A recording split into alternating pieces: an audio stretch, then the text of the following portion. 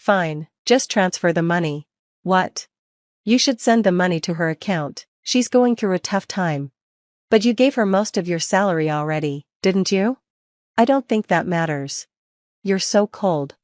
My name is Kelly, I'm 32 years old, and I work at a tax accountant office in Tall. My husband, Luis, is 2 years younger than me, and we met at the bar where he works. We became friends at work, and after a year of dating, we got married. Luis had a very different childhood from mine. He grew up in an institution because his mom disappeared when he was young, and his grandmother passed away a year later. He lived in an institution from the age of 10. He doesn't like talking about his past, so I never ask. When we got married, my parents asked if I was okay with our different backgrounds. I told them I liked him, and it wasn't a problem, which was mostly true, but I wasn't completely sure. Luis is a quiet, caring, and gentle person. I thought we could support each other forever. Unfortunately, after 2 years of marriage, things started to change. It all began when my mother-in-law showed up. She appeared out of nowhere, and it was an emotional reunion. She and Luis cried together, but when I saw them crying, I didn't feel moved. Instead, I thought she was being selfish. I'm so sorry, it's been so long. I had financial problems and didn't want to drag you into them. I know, I've been trying to find you for a long time. I didn't know how to tell you I lost my house, but I'm glad we finally met. Luis seemed happy to see her, but I couldn't forget that she had left him at a very important time in his life. If she had been struggling with debt, how could she not care about him when she left? It didn't make sense to me. She was wearing blonde hair, short skirts, and revealing tops. She sounded like someone who drank a lot, but I told myself not to judge by appearances. Luis was happy, so I tried to be happy for them. It was nice seeing you. I hope we can meet again. I'm sure we will. Thanks, but I don't know if I can come again. Why? I don't have a place to stay.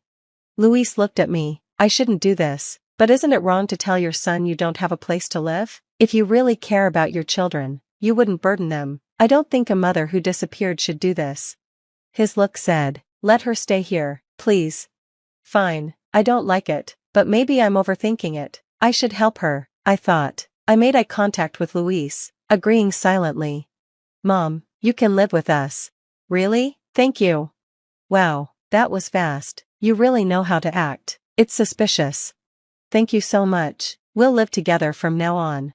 She moved in without any real apology. After she came, Luis tried his best to take care of her, even though it seemed painful. I didn't think she would be a problem. I thought Luis might be trying to do things he couldn't as a child.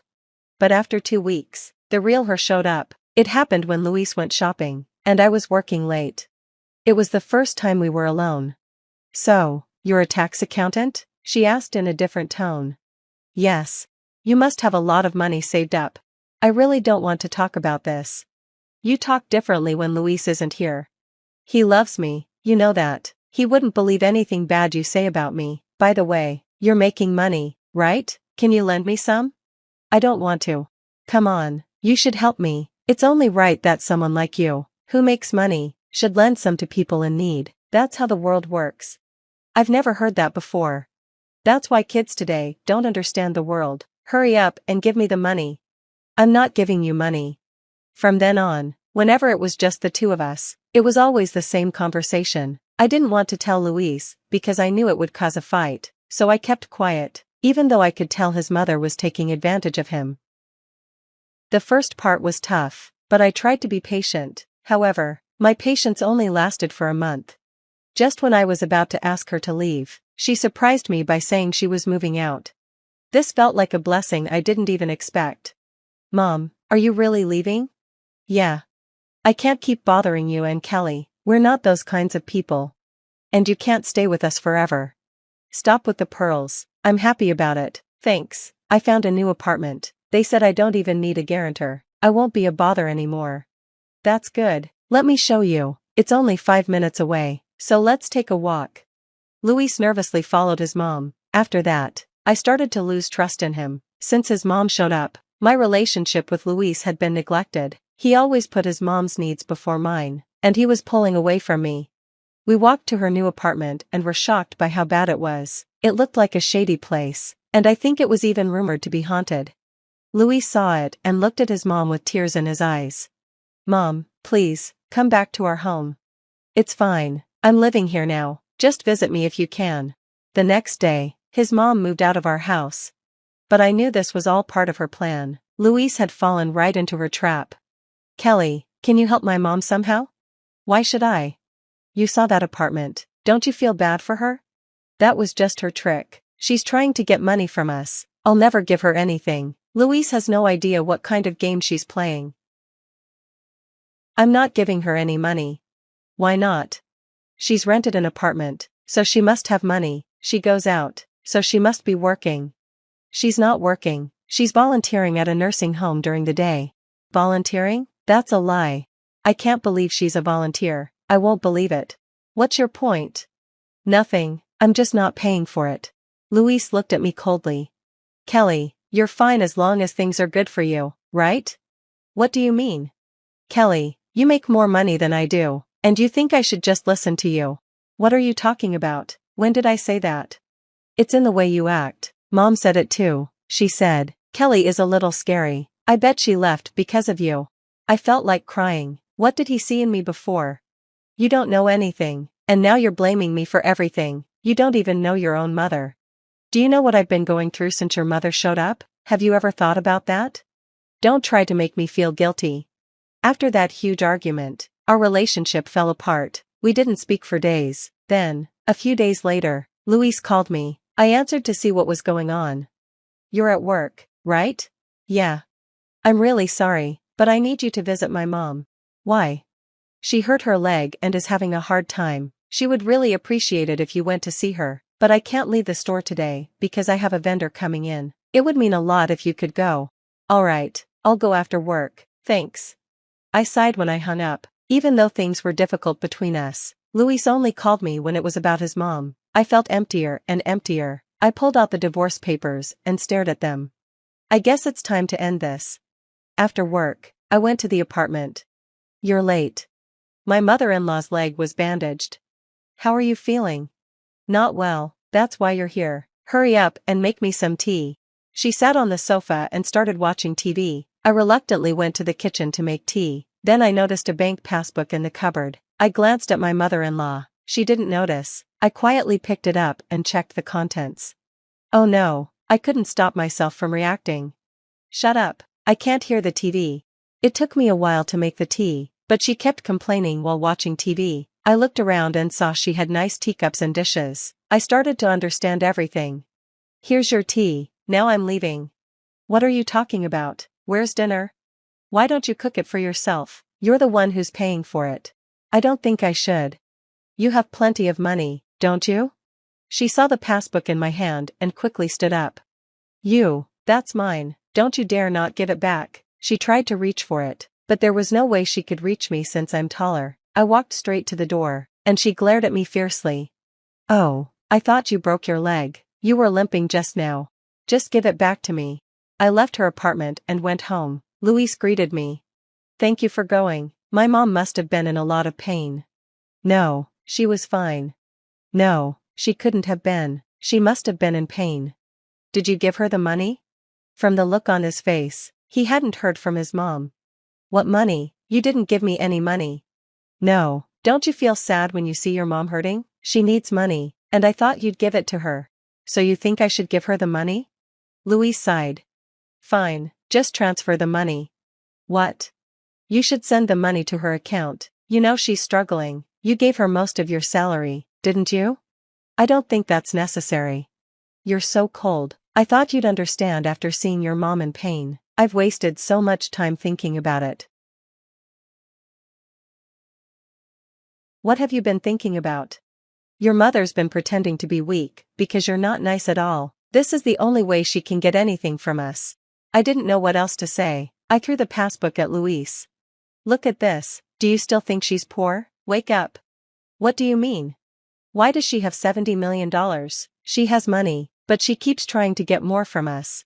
She left you alone when you needed her and then suddenly shows up asking to live with us and keeps asking for money, not just from you, but from me too. She asks me for money when you're not here. What makes you think this is the person you should protect? She's a hustler. If you still want to protect your mother, that's your choice, but I want a divorce. I'm done. You still don't believe me. You and your mom are the same. living in a shady house, trying to get money from me. You're just like her. I probably had more to say, but it didn't matter anymore. I couldn't understand why my husband believed his mother so much. He had waited for her for so long, but I couldn't tell him that he was being used and unloved. After that, Luis and I got divorced. I didn't get alimony. I couldn't take his money after his mother tricked him. I also didn't get any of the shared property. We agreed to keep our savings separate. A month later, Luis was waiting for me outside my office. I told him to just say what he needed. He told me something I couldn't believe. My mom got arrested for theft and fraud. She had been asking elderly people at the nursing home for their PIN numbers and passbooks. Their families reported her, and she's in jail now. She was arrested again for more crimes. Fortunately, the money she tried to get from Luis was safe. It was returned to the victims. Luis apologized and then disappeared from my life. It was sad to see him go. That was the end of my short marriage, but I was glad it was over. The darker side of Luis was too much for me. I hope I can find someone I can truly be with someday. I think I'm done with marriage for now. I'm more comfortable focusing on my career. I'm going to work harder and maybe open my own office someday. That's my new goal. Luis's mother was all about money, and the way Luis handled it was heartbreaking. Parents shape a child's character, don't they? Luis was truly a victim of his mother. I hope that both Kelly and Luis find happiness in the future. Thank you for watching until the end. Please subscribe to our channel if you liked the video. See you in the next one. The car ride home was a blur, the scent of hospital bleach still clinging to my clothes, a weirdly comforting smell after days in that sterile environment. My name is Whitney, by the way, and cradled in my arms was Angelo, my son, all 7 pounds of perfect sleepy newness. Damon, my husband, drove, his knuckles white on the steering wheel. He hadn't said much since we left, just a tight smile here and there. I figured he was just as overwhelmed as I was. New parent jitters, right? He pulled into the driveway of our house, our home, the place we'd painted, decorated, and dreamed of bringing our baby back to. "We're here," he murmured, finally looking at me, though his gaze skittered away quickly. "Let me get Angelo," I said, my voice thick with emotion. This was it. The start of our new life. Damon fumbled with the door, then rushed to my side to help me out. "Careful, careful," he said, his hand hovering near my arm, but not quite touching. Odd. Inside, the house felt different. Colder somehow. And then I smelled it. Not the familiar scent of our home, or even the lingering aroma of the lemon cleaner I loved. It was a cloying, sickly sweet perfume, so strong it made my stomach churn. It was coming from upstairs, from the nursery. "Damon, what's that smell?" I asked, my steps faltering on the stairs. Angelo stirred in my arms, his tiny face scrunching. "Oh, just freshener," he said too quickly. He practically herded me up the stairs. "You must be exhausted. Let's get Angelo settled."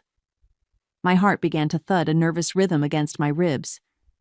He pushed open the nursery door, and there she was. Sierra, Damon's assistant, standing by Angelo's brand new crib, a smug little smile on her perfectly made-up face, arranging a pile of blankets I didn't recognize. The source of the perfume. "Surprise!" Sierra chirped, her voice like nails on a chalkboard. "Thought I'd get things ready for the little man." I just stared. My mind went blank. Words wouldn't form. I clutched Angelo tighter. "Damon," I finally managed, my voice a shaky whisper. "What is she doing here?" Damon wouldn't meet my eyes. He shuffled his feet. "Whitney, honey, Sierra is just here to help. With the night feeds, you know? You're going to be so exhausted, and you need your rest to recover." "Help?" I echoed, feeling the blood drain from my face. "Help with what? I'm his mother. I can do the night feeds." Just then a shadow filled the doorway. Valeria, Damon's mother, glided in, her expression a mixture of pity and triumph. "Now, Whitney dear," she cooed, her voice dripping with false sympathy. "Don't get yourself worked up. Damon is just being thoughtful, and a real mother would be grateful for the support. a real mother. The words hit me like a slap. My hands started to shake, not just from fatigue, but from a rising tide of disbelief and fury. Tears welled in my eyes. Grateful that my husband's assistant is in my baby's nursery, planning to do my job. See, Damon, Valeria said, nodding sagely at him. She's overwrought. It's the postpartum delirium, just like we talked about. Poor thing. She can't even see when people are trying to help her. Postpartum delirium? I choked out, looking from Valeria's smug face to Damon's averted one, and then to Sierra, who was now patting the crib mattress with a proprietary air. Are you serious? I just had a baby. I'm tired. Yes, I'm emotional. But I'm not delirious. Damon finally spoke, his voice firm but cold. Whitney, you're not well. You've been through a lot. Sierra is here to make sure Angelo is taken care of, and that you get the rest you desperately need. It's all arranged. Arranged? My voice cracked. They were looking at me like I was a broken toy. Something to be managed, then discarded. The way Sierra was already making herself at home. The way Valeria was nodding in agreement with every dismissive word Damon uttered. It was a performance, and I was the unsuspecting audience. No, not the audience. I was the one being written out of the script. They wanted to replace me. The realization hit me with the force of a physical blow. My tears were real, my shaking hands were real, but the reason for them was a betrayal so profound it stole my breath. They were using my exhaustion, my vulnerability, against me. I need to sit down, I mumbled, feeling my knees buckle. Of course, dear, Valeria said, guiding me out of the nursery, away from my son. You go rest. We'll take care of everything. Sierra shot me a look over Valeria's shoulder, a look of pure, unadulterated victory. As Valeria settled me on the living room sofa, fussing with a blanket, I looked down at Angelo, who had miraculously slept through most of it. His tiny, perfect face. My son. A cold, hard knot began to form in my stomach, a core of ice beneath the swirling chaos of pain and shock. They thought I was broken. They thought I was weak, delirious, easily pushed aside. They were wrong. Later that evening, after I'd been persuaded to take a mild sedative, which I palmed and later flushed, I lay in my bed, the door slightly ajar. My body ached. My heart felt like a shattered piece of glass, but my mind was surprisingly clear. I heard them downstairs, their voices low. Valeria and Damon. She's already halfway gone, Valeria whispered, her voice carrying clearly in the quiet house. A few more weeks of this, a few more episodes, and the judge will see it our way. Sierra is so much more stable, so much better for Angelo. My breath caught. A judge? They were already planning that far ahead. My delirium, their carefully constructed narrative, had to be utterly convincing. If they wanted a mad woman, I'd give them one they'd never forget. And then I'd make them pay. Every last one of them. The next morning, my performance began. When Sierra brought Angelo to me for his morning feed, her smile was saccharine. "Did you have a good rest, Whitney?" she asked, her voice dripping with false concern. I blinked at her, letting my eyes wander vaguely around the room. Rest? Who are you again? I asked, my voice deliberately weak and confused. Sierra's smile faltered for a split second before she plastered it back on. "It's Sierra, Whitney. Damon's assistant? I'm here to help with Angelo." "Oh," I said, then started to cry. Big gulping sobs. My baby. They're trying to take my baby. Valeria appeared in the doorway almost instantly, like a vulture circling. Now, dear. No one is taking your baby. Sierra is just helping. You had a bad night, remember? You were very agitated." I was? I looked from Valeria to Sierra, my expression one of utter bewilderment. I don't remember. I clutched Angelo a little too tightly, making him fuss. "See?" Valeria said to Sierra, a knowing glance passing between them. "She's not herself." To me, she said, "Why don't you let Sierra take Angelo for a bit? You look like you need more sleep." I let them persuade me. As Sierra carried Angelo out, her perfume trailing behind her, I saw Damon watching from the hallway. He gave Sierra a small, almost imperceptible nod. They thought I was crumbling. Perfect. Days melted into a surreal play. I'd forget where I put things. My phone, my glasses, a half-eaten sandwich.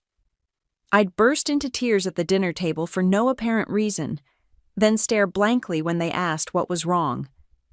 I'd accuse Damon of whispering about me with Sierra, then apologize profusely for being so paranoid. "You're just tired, honey," Damon would say, patting my hand with a distinct lack of warmth. "It's the hormones. And the delirium," Valeria would add, always nearby, always watching. Her smugness was a physical presence in the house, a constant suffocating weight. They grew bolder. Damon and Sierra started working late in his home office, the door closed, soft laughter sometimes drifting out. One afternoon, I wandered downstairs, feigning disorientation, and saw them on the sofa, his arm around her, her head on his shoulder. They sprang apart when they saw me, Damon's face flushing. "Whitney, you should be resting," he snapped, his voice sharper than usual. I thought I heard Angelo cry," I stammered, backing away. "I'm sorry." Their pitying glances followed me up the stairs. The baby monitor became my lifeline. I'd insisted on having it, telling them I needed to hear Angelo even when he was with Sierra. "It makes me feel less anxious," I'd said, with a carefully crafted tremor in my voice. They'd exchanged one of their looks. "See, she's anxious, unstable," and agreed. The microphone was surprisingly sensitive. I'd lie in bed, pretending to sleep, and listen. "She had another episode today," I heard Damon tell Valeria one evening. "Accused me of trying to poison her tea because it tasted funny. It was just a new herbal blend I'd forgotten I'd bought. The doctor said these things can escalate," Valeria replied, her voice smooth. "We just need to be patient and document everything. Sierra, dear, you're doing wonderfully with Angelo. He's so calm with you, a natural mother." "Thank you, Valeria," Sierra's voice sickeningly sweet. "I just want what's best for him." Each word was a drop of acid, but each word also went into my new secret weapon, a digital diary on a cheap burner tablet I'd hidden under my mattress. I'd bought it weeks before Angelo was born, a nagging premonition I couldn't shake now proving terrifyingly accurate. Under the guise of journaling my feelings, for a non-existent therapist, I'd told them I was too overwhelmed to actually call yet. I meticulously documented everything. Dates, times, quotes, their actions, their condescending remarks. Every slight, every lie, every piece of evidence of their affair and their gaslighting. The file was password protected with a phrase only I would know. Angelo's Avenger. One evening, Damon came in to check on me. He'd been out. A quick drink with a client, he'd said. He smelled faintly of Sierra's cloying perfume. He tossed his jacket onto the chair. "How are you feeling, Whitney?" he asked, his tone carefully neutral. "Tired," I mumbled, turning my face to the pillow. "Just so tired." He left without another word. After a few minutes, I crept out of bed. His jacket. Something made me reach into the pockets. Keys, wallet, loose change, and a receipt. A flimsy piece of paper from an expensive lingerie store downtown. I unfolded it. Lace bra, matching thong, silk robe. Definitely not my size, and definitely not something a helpful assistant would be receiving from her boss. A cold smile touched my lips. The game was well and truly afoot, and they had no idea I was already several moves ahead. My delirium became a useful cloak for nocturnal explorations. I get so restless. I'd tell Valeria with a sigh if she found me wandering the hallways at 2 a.m. I can't seem to settle. She'd just pat my arm, her eyes gleaming with satisfaction at my continued decline, and steer me back towards my room. One such night, drawn by an instinct I couldn't ignore, I drifted toward the nursery. The door was slightly ajar. Peeking in, I saw Sierra asleep in the rocking chair, Angelo asleep in his crib. That wasn't the surprise. The surprise was the small suitcase tucked beside the changing table, a few brightly colored tops spilling out. I pushed the door open a fraction more. Her toiletries were lined up on the small shelf above the sink in the nursery's ensuite bathroom. A bathroom I, Sam, had meticulously planned for my baby. My toothbrush holder was gone, replaced by hers. She hadn't just moved into the nursery.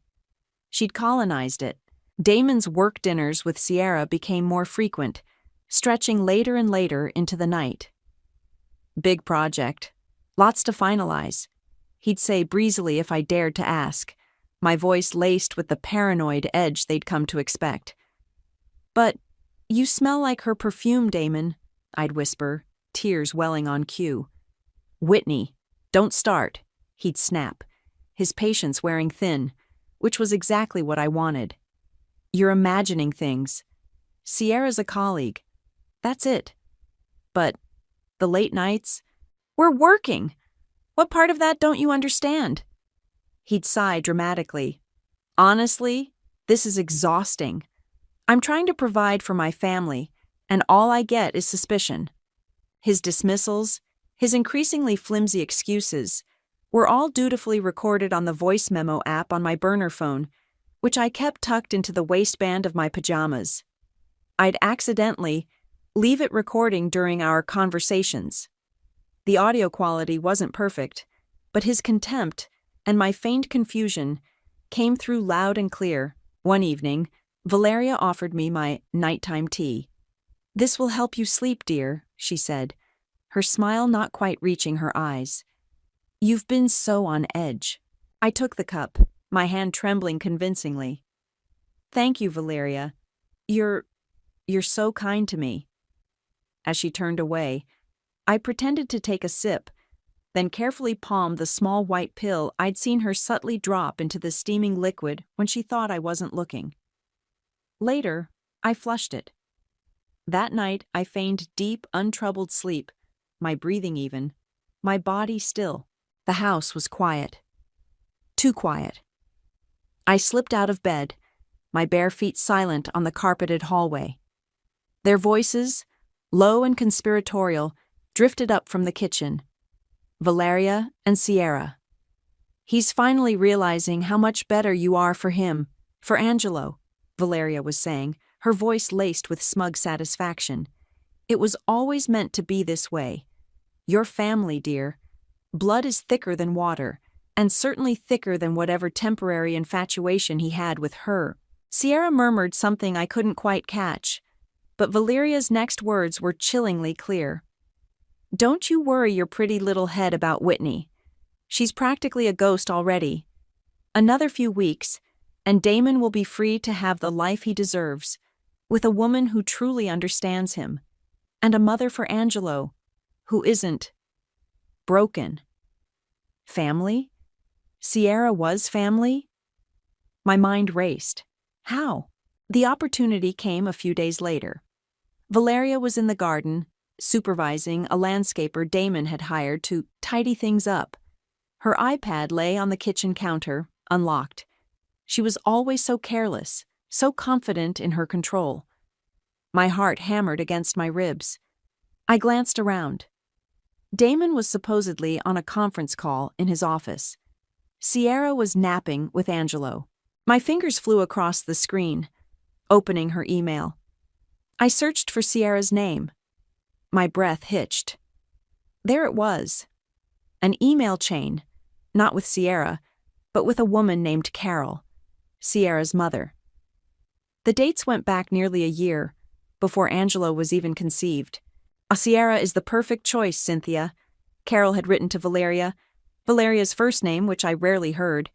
"She's smart, ambitious, And she's always adored Damon from afar, being a distant cousin and all. This is her chance, and ours, to see her settled with a good man, and for Damon to finally have the family he deserves, away from that unstable influence. Valeria's reply. Indeed, it's taken some maneuvering, but Whitney's pregnancy provided the perfect opportunity to introduce Sierra into the household. Once the baby arrives, Whitney's condition will make the transition much smoother. Damon is already seeing how much more capable Sierra is. Distant cousin. Handpicked. This wasn't just an affair Damon had stumbled into. This was a calculated long con, a dynastic takeover orchestrated by Valeria, with Sierra and her mother as willing accomplices. They hadn't just seized an opportunity, they had created it. My postpartum delirium wasn't just a convenient excuse. It was a planned-for part of their strategy. The cold fury that had been simmering inside me ignited into a raging inferno. They wouldn't just be exposed. They would be annihilated. The emails burned into my brain. Sierra wasn't just some opportunistic homewrecker. She was a pre-selected replacement, a pawn in Valeria's twisted game of family chess. My resolve, already hardening, now felt like tempered steel. But the sheer scale of their deception, the calculated cruelty of it all, made me realize I couldn't dismantle this fortress of lies on my own. A few days later, I feigned a particularly bad episode. I forgot how to use the coffee machine, then burst into tears when Damon tried to help, accusing him of treating me like an idiot.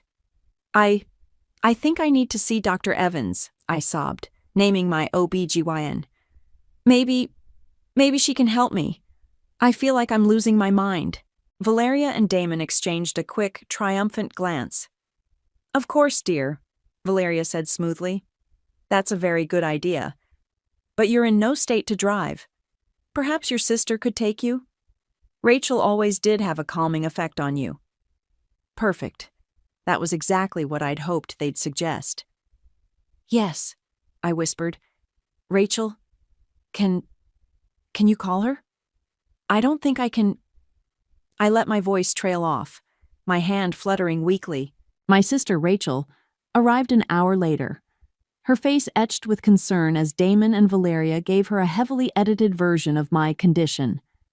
She's just been so fragile since Angela was born, Damon said, shaking his head sadly. We're terribly worried.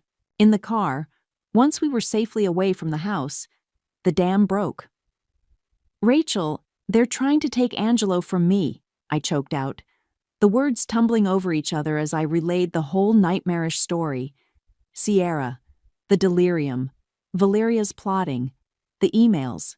Rachel listened, her knuckles white on the steering wheel, her expression shifting from confusion to disbelief, then to cold, hard anger. That witch, she seethed, referring to Valeria. And Damon, how could he? Whitney, this is insane. I know, I said, wiping my eyes. They think I'm falling apart. They think they're winning. But I have evidence, Rach. So much evidence. What are you going to do? I'm going to fight, I said, my voice surprisingly steady. But I need help. Real help. Rachel didn't hesitate. I know someone, she said, her jaw set. A lawyer, Lee Knight. She's a shark, Whitney. The best family lawyer in the city. She helped my friend Sarah through a nightmare divorce. If anyone can help you, Lee can. The next day, under the guise of a follow-up appointment that Rachel insisted I needed for my nerves, I met Lee. Her office was sleek and modern, and Lee herself was sharp, impeccably dressed, with eyes that missed nothing. I poured out my story again, this time with the printouts of the emails, the audio files on a USB stick, and my meticulously kept digital diary. Lee listened intently, her expression unreadable. When I finally finished, she leaned back in her chair. Whitney, she said, her voice calm but firm, what they are doing is unconscionable. This isn't just gaslighting, it's constructive abandonment, emotional abuse, and potentially conspiracy to defraud you of your parental rights. Their postpartum delirium diagnosis is a self-serving fabrication. A wave of relief so profound it almost buckled my knees washed over me. Someone believed me. Someone saw it. "So, what do we do?" I asked, my voice hoarse. "We fight," Lee said, a ghost of a smile playing on her lips. "And we use their arrogance against them. You continue to play the part they've cast for you. Let them think they have you exactly where they want you." Meanwhile, we gather every shred of evidence, meticulously, quietly. We build an irrefutable case. Back at the house, the pressure cooker environment intensified. Damon and Valeria started gently suggesting I sign some papers. "Just temporary, Whitney," Damon explained, his arm around Sierra, who stood silently by. "Giving me full medical decision-making authority for Angelo. Just until you're feeling stronger. It's for his protection. In case, you know." He tapped his head meaningfully. "And we've been thinking," Valeria chimed in, her voice like silk. "This house holds so many difficult memories for you now. Perhaps a fresh start would be good." Damon found a lovely smaller place, much easier for him and Sierra to manage with the baby. They were openly discussing selling our home, my home, and moving on without me, right in front of me. My delirious act was my shield. I just nodded vaguely, tears streaming. "Whatever you think is best, Damon," I mumbled. A few days later, my personal phone, the one they knew about, disappeared. "Oh, Whitney," Damon said, with an exaggerated sigh of exasperation when I frantically searched for it. "You've probably just misplaced it again in your confusion. Don't worry about it. You don't really need it right now, do you? It's just another thing to stress you out." He had no idea about the burner phone, safely tucked away. He had no idea that every photo, every recording, every damning entry in my diary was already backed up to a secure cloud server, the password known only to me and Lee Knight. Let him think he'd cut off my communication. He was only tightening the noose around his own neck. Lee's next piece of advice was blunt. "Follow the money, Whitney." Men like Damon, especially when guided by someone like Valeria, rarely plan an exit strategy that doesn't involve securing their financial future, usually at their spouse's expense. So, one afternoon, while Damon was at a crucial client meeting, which I suspected was a leisurely lunch with Sierra, and Valeria was running errands, likely scouting new neighborhoods for Damon and his new family, I feigned a muddled attempt to understand our bills. "Damon handles all of that, dear," Sierra said, bouncing Angelo on her hip when I wandered into the kitchen looking confused. "You don't need to worry your pretty little head about it." The condescension was thick enough to spread on toast. "But I want to see," I said, my voice trembling slightly. "Sometimes I forget what we spend money on." I let a tear escape. "It makes me anxious." Sierra sighed, a put-upon expression crossing her face. "Fine. His laptop is in the study. But don't mess anything up, okay? He gets really agitated when his files are disorganized." "Okay," I whispered, shuffling towards the study. Damon's laptop was, of course, password protected. But I knew his passwords. Or rather, I knew his patterns. His mother's birthday, his old football jersey number, the name of his first dog. It took me 3 tries. Bingo. What I found made my blood run cold. It wasn't just about replacing me as a wife and mother. It was about leaving me with nothing. He'd been systematically draining our joint savings account for months, transferring large sums into a newly opened account. An account under 2 names, Damon and Sierra. Business statements showed diverted profits, invoices fudged, all painting a picture of a man methodically stripping away every financial safety net I thought we had. He was building a new life on the ashes of ours, and planning to leave me destitute in the wreckage. The sheer audacity of it, the cold, calculated betrayal, took my breath away. This went far beyond a simple affair. This was grand larceny, disguised as a midlife crisis. I meticulously photographed every incriminating statement, every transfer slip, every doctored invoice with my burner phone, the quiet clicks of the camera shutter sounding like gunshots in the silent house.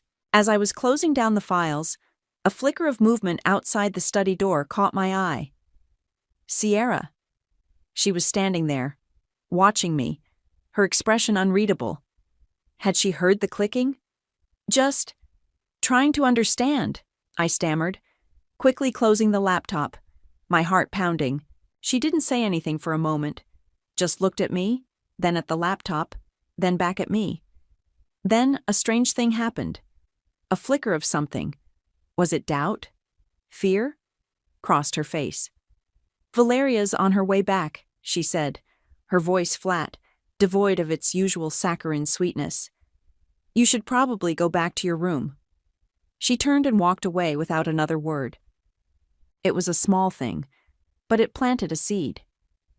Sierra had seemed less triumphant lately, less smug.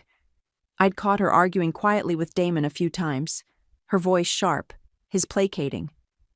Once, I saw Valeria give Sierra a curt command about Angelo's feeding schedule, and Sierra's face had tightened, a brief flash of resentment in her eyes before she smoothed it over with a compliant, "Yes, Valeria." Perhaps the golden cage Valeria had built for her was starting to feel a little too restrictive. Perhaps she was realizing she wasn't a cherished partner in this scheme, but just another, more pliable pawn. It was a sliver of a possibility, but one I filed away. The true depth of their depravity, however, was yet to be fully revealed. A few days later, driven by a chilling premonition, I delved deeper into Damon's laptop. I wasn't even sure what I was looking for, just a feeling, a cold dread.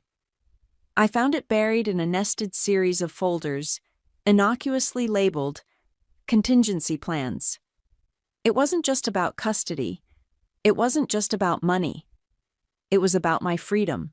The folder contained a detailed plan to have me involuntarily committed to a private psychiatric facility.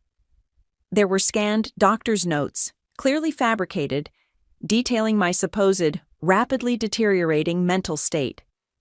There were draft affidavits from concerned friends, names I vaguely recognized as Valeria's sycophantic bridge club members, attesting to my erratic behavior and delusional episodes. They were planning to use the court's declaration of my unfitness not just to gain custody of Angelo, but to lock me away, to silence me completely. I stared at the screen, the words blurring. This wasn't just a messy divorce. This was a plot to utterly destroy me, to erase me from my own life, from my son's life. The air in the room felt thick, suffocating. They wouldn't just take my son. They would take my sanity, my liberty, my very identity. The game had just escalated to a terrifying new level, and my madness had to be more convincing than ever. The official-looking envelope arrived by courier. Damon intercepted it at the door, his expression carefully neutral as he signed.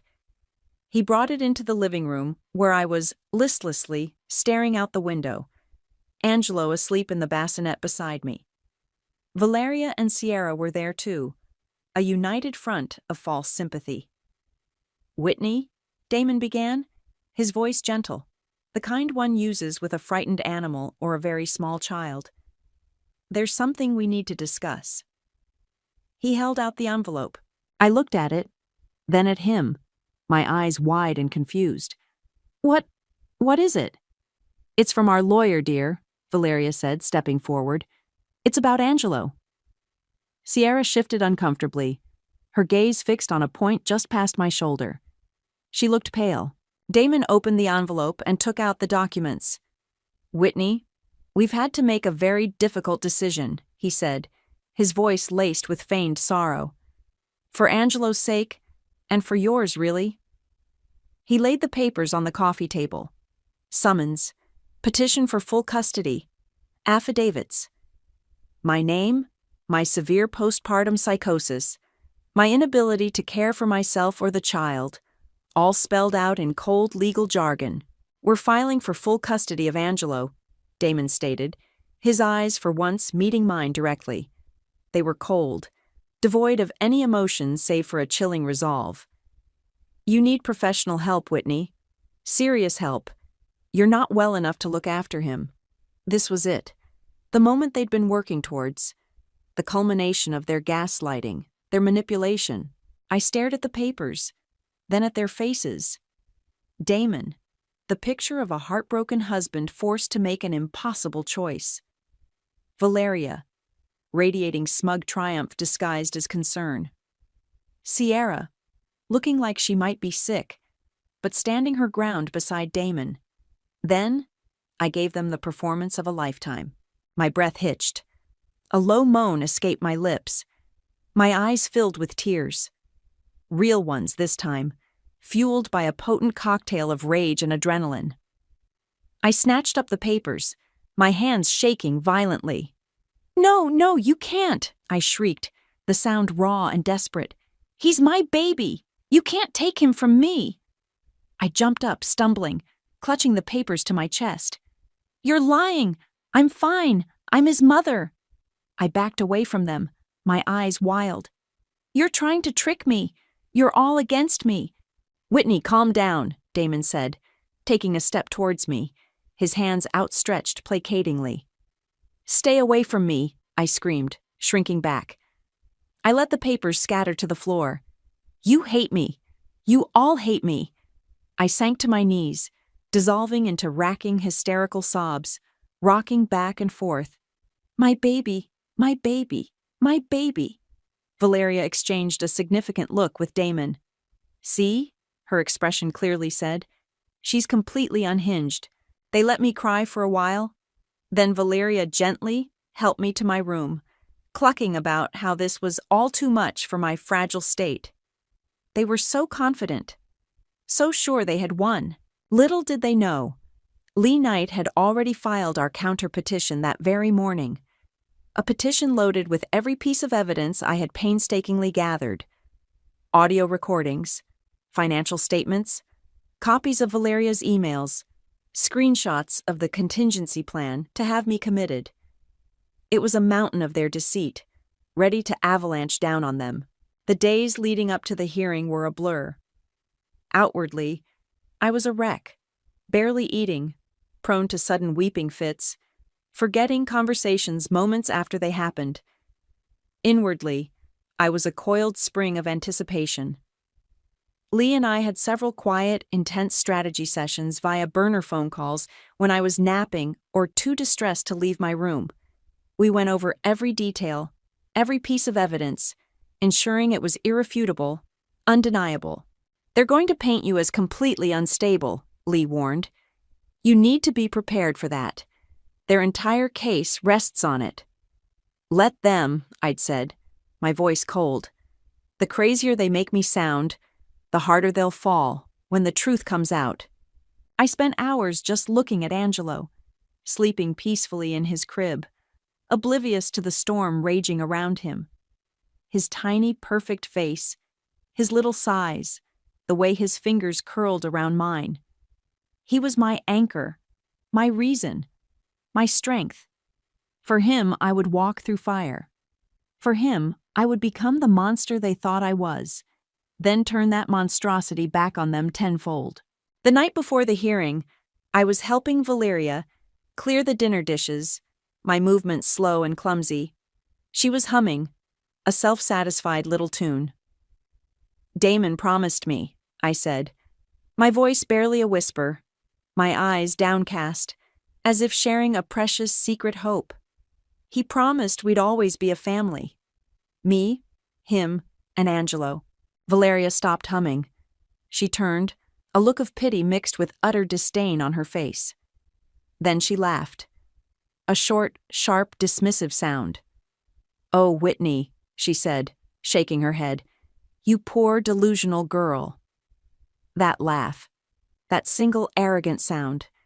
It was the last piece of fuel my fire needed. Tomorrow, they would learn just what a delusional girl was truly capable of. Tomorrow the show would end, and the reckoning would begin. The courtroom was cold, impersonal. Damon, Valeria, and Sierra sat at one table with their lawyer, a slick, confident man who oozed condescension. I sat with Lee at another, my hands clasped tightly in my lap. I looked small, fragile, exactly as planned. Their lawyer, Mr. Davies, went first. He painted a devastating picture. Your Honor, we are here today because Whitney, tragically, is suffering from a severe case of postpartum psychosis. She is a danger to herself, and more importantly, to her infant son, Angelo. He presented his evidence, my erratic text to Damon, carefully selected and stripped of all context. She accuses my client of infidelity one moment, then begs for his forgiveness the next, Davies intoned gravely. Witness statements from Valeria's friends, detailing my public outbursts and confused ramblings, all lies or gross exaggerations of my carefully staged performances. He even produced photographs, ones Damon must have taken when I was at my most exhausted, my hair unkempt, dark circles under my eyes, making me look disheveled and lost. Is this the face of a competent mother, Your Honor? Sierra took the stand, her voice trembling. She dabbed at her eyes with a tissue. I didn't want to believe it at first, she sniffled. But Whitney, she became so unstable. She'd forget things, accuse us of terrible things. I was just trying to help with Angelo, but she saw me as a threat. I'm so worried about him. He needs a calm, stable environment. She shot a look of pure, feigned anguish towards Damon. Damon testified next, the picture of a heartbroken, responsible husband.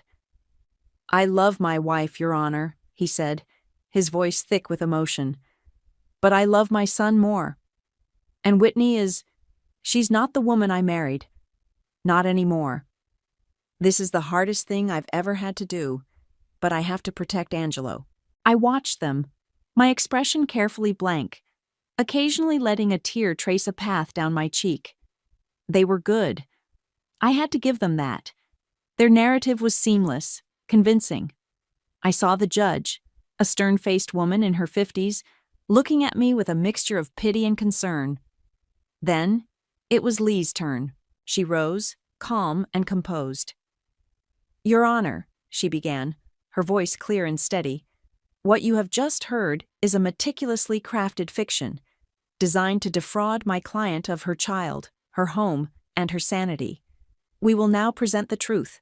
One by one, Lee dismantled their lies.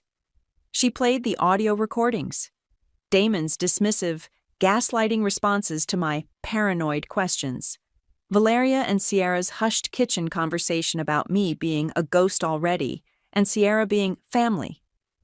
The courtroom was silent, save for the damning words echoing from the speakers. Damon's face paled. Valeria shifted uneasily. Lee presented the transcripts of my digital diary, detailing every instance of their cruelty, every condescending remark, every calculated move to undermine me. She showed the financial records, the drained joint accounts, the new account in Damon and Sierra's names, the diverted business funds. This isn't just about custody, Your Honor, Lee stated. It's about greed and a premeditated plan to leave Ms. Hayes destitute. She then projected the email chain between Valeria and Sierra's mother onto the large screen. The dynastic takeover, as I'd come to call it, laid bare for all to see. Sierra, the distant cousin, the perfect choice to replace the unstable influence.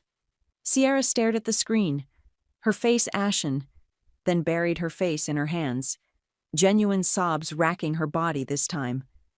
Valeria looked like she'd been slapped. But Lee had saved the best for last. Your Honor, Lee said, her voice dropping slightly, drawing everyone's attention.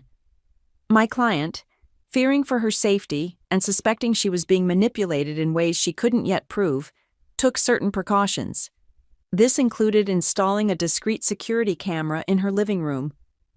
A collective gasp went through the small public gallery. Damon's jaw literally dropped. Valeria went a ghastly shade of gray. We have footage from several occasions, Lee continued, but one in particular is most illuminating. The video played. The living room. Me, looking tired, accepting a cup of tea from Valeria. And then, clear as day, Valeria. Her back mostly to the camera but her actions unmistakable, glancing around before quickly, furtively, crushing a small white pill and stirring it into my teacup before handing it to me. Her voice, captured by the camera's microphone, was chillingly clear as she later said to Damon, who had just entered the room, "This will help her rest and make our case stronger. The more confused she is, the better." The courtroom erupted. Shouts of, "Oh my God!" and "Did you see that?" Damon stared at the screen, then at his mother, his face a mask of disbelief and horror. Valeria looked like she was about to faint. Sierra was openly weeping, no longer acting. The judge banged her gavel. "Order! Order in the court!" Her face was a thundercloud. She looked at the screen, then at Valeria, her eyes like chips of ice. The silence that followed was deafening, broken only by Sierra's choked sobs. After a long, tense moment, the judge spoke, her voice dangerously quiet. "We will take a brief recess. Officer," she said, gesturing to the bailiff, "I want you to remain with Mrs. Willis. Mrs. Willis," she addressed Valeria directly, her voice like frozen steel. "When we reconvene, we will be discussing more than just custody. We will be discussing potential charges of assault and endangerment." The recess felt like an eternity, but when the judge returned, her expression was resolute. The rest of the hearing was a formality. Mr. Davies, Damon's slick lawyer, looked like he'd been run over by a truck, his earlier confidence completely gone. He offered a few feeble attempts at damage control, but it was like trying to plug a dam with a teacup. The judge's ruling was swift and decisive. Sole legal and physical custody of the minor child, Angelo, is awarded to his mother, Whitney, she declared, her voice ringing with authority. A permanent restraining order is hereby issued against Damon and Valeria, prohibiting any contact with Whitney or Angelo. My breath hitched. I'd won. Angelo was safe. He was mine. But the judge wasn't finished. "Regarding the evidence of financial malfeasance," she continued, her gaze fixing on Damon, "this court will be forwarding all pertinent documents to the district attorney's office for investigation into fraud and embezzlement. And Mrs. Willis," she said, turning her icy stare on Valeria, who was now flanked by the bailiff, "you will be taken into custody immediately pending formal charges of assault with a dangerous substance and child endangerment. Your actions are an affront to decency and the law." Valeria let out a strangled cry as the bailiff gently but firmly took her arm. Damon just sat there, a broken man, staring blankly ahead as his world imploded. His career, built on an image of respectability, was in tatters. His reputation, annihilated in a public courtroom. Sierra, through her lawyer, quickly offered a plea. She broke down completely on the stand during a subsequent hearing, confessing how Valeria had manipulated her, playing on her familial connection and her ambition, promising her a life with Damon and Angelo. She admitted her role, but painted herself as another victim of Valeria's machinations. In exchange for her full testimony against both Damon and Valeria in their upcoming criminal trials, she received a lighter sentence, probation and community service. She vanished from our lives shortly after, a ghost of a different kind, hopefully to learn that shortcuts to happiness often lead to dead ends. The house, once my dream home, now felt tainted by their deceit. Lee, true to her shark-like reputation, ensured it was sold quickly, and the proceeds, along with a hefty settlement from Damon that accounted for the stolen funds and emotional distress, were placed firmly in my name. Angelo and I moved, not to a grand mansion, but to a bright, airy apartment in a new neighborhood, filled with sunlight and the scent of fresh paint, not cloying perfume. Rachel helped me decorate, her laughter echoing in the rooms, chasing away the last of the shadows. There are days, of course, when the phantom scent of Sierra's perfume drifts by on a breeze, or I hear an echo of Valeria's dismissive laugh in a stranger's voice. The betrayal was a deep wound, and scars remain. Sometimes, late at night, when Angelo is sleeping soundly, I sit by the window and look out at the city lights, and the sheer audacity of what they tried to do still makes my breath catch. They tried to erase me, to paint me as mad, to steal my child and my future. But then Angelo wakes, his little arms reaching for me, his gummy smile pure sunshine. I pick him up, his warm, solid weight a comfort against me. And I know, with every fiber of my being, that every tear, every feigned episode, every terrifying moment of my performance was worth it. My postpartum delirium, their weapon of choice against me, became my shield, my strategy, my path to liberation. The revenge was complete, not in a fiery, destructive way, but in the cold, hard light of justice. Damon faces financial ruin and likely jail time. Valeria, stripped of her societal standing and facing serious charges, will spend her twilight years paying for her cruelty. They didn't just lose. They were exposed for the hollow, manipulative people they truly were. It didn't magically heal all the wounds. Trust is a fragile thing, easily shattered, and mine took a beating. But justice brought a certain kind of peace, a quiet satisfaction in knowing their carefully constructed world had crumbled under the weight of their own lies. My story isn't really about forgiveness, not yet anyway. Maybe that will come with time. Maybe it won't. It's about survival. It's about a mother's love, fiercer and more cunning than any of them could have ever imagined. It's about ensuring that those who try to destroy you, who try to rewrite your narrative with their poison, face the full, unvarnished consequences of their actions. And sometimes, the best therapy isn't found in a doctor's office, but in a well-executed plan that brings the villains to their knees. They wanted a madwoman. I simply showed them what happens when you push one too far. The sickly sweet scent of disinfectant couldn't mask the tension hanging in the hospital corridor. I lingered outside room 342, my hand frozen on the medication cart, as my husband's voice drifted through the partially open door. Everything's arranged. She won't suspect a thing until it's too late. My name is Eliana, and after 19 years of marriage, I'd never heard that tone in Ronald's voice before. Calculated, cold, almost predatory. The transfer should be complete by Friday, he continued. Once the paperwork's filed, she'll have no legal recourse. Trust me, I've covered every angle. The cart's wheels squeaked as I shifted my weight. My hands trembled as I pretended to reorganize supplies, straining to catch every word. A patient call light flashed at the end of the hall, but for the first time in my 15 years as a nurse, I ignored it. Martha's divorce left her vulnerable. Perfect timing, really. And Marie, well, teenagers are easy to manipulate when they're angry at their parents. My sister and my daughter. The two people I'd been desperately trying to protect since Martha's marriage imploded 6 months ago. The medication vials clinked as my fingers tightened around the cart handle. Mother's already on board. She doesn't know the details, but she'll back my play. She always does. Of course my mother would side with Ronald. She'd worshipped him since the day he'd walked into our lives, the successful businessman who'd swept her eldest daughter off her feet. If she only knew what I'd discovered in the past few weeks.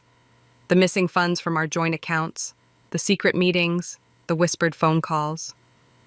Austin's keeping Marie distracted. Smart kid knows exactly what to say to keep her mind off what's happening at home, worth every penny I'm paying him. My daughter's tutor, the charming young man I'd trusted to help with her college preparations. The betrayal burned in my throat like acid. Footsteps approached the door. I pushed the cart forward, trying to appear busy as Ronald emerged, phone still pressed to his ear. He paused when he saw me, his practiced smile sliding into place. "Gotta go," he said into the phone. "Important meeting." He ended the call, tucking the phone into his suit pocket. "Sweetheart, what are you doing on this floor? I thought you worked in pediatrics." "Covering a shift for Marvin," I said, forcing myself to meet his eyes. "His mother's in hospice?" Always the helpful one. He kissed my cheek, his cologne overwhelming. "Don't work too late. Marie's making dinner tonight." I watched him stride away, his expensive shoes clicking against the linoleum. My daughter cooking dinner? Marie hadn't set foot in our kitchen since she'd started spending time with Austin 3 months ago. The call light was still blinking. I pushed the cart toward it, my mind racing. Whatever Ronald was planning, he'd wrapped our entire family into his scheme. My sister, my daughter, my mother.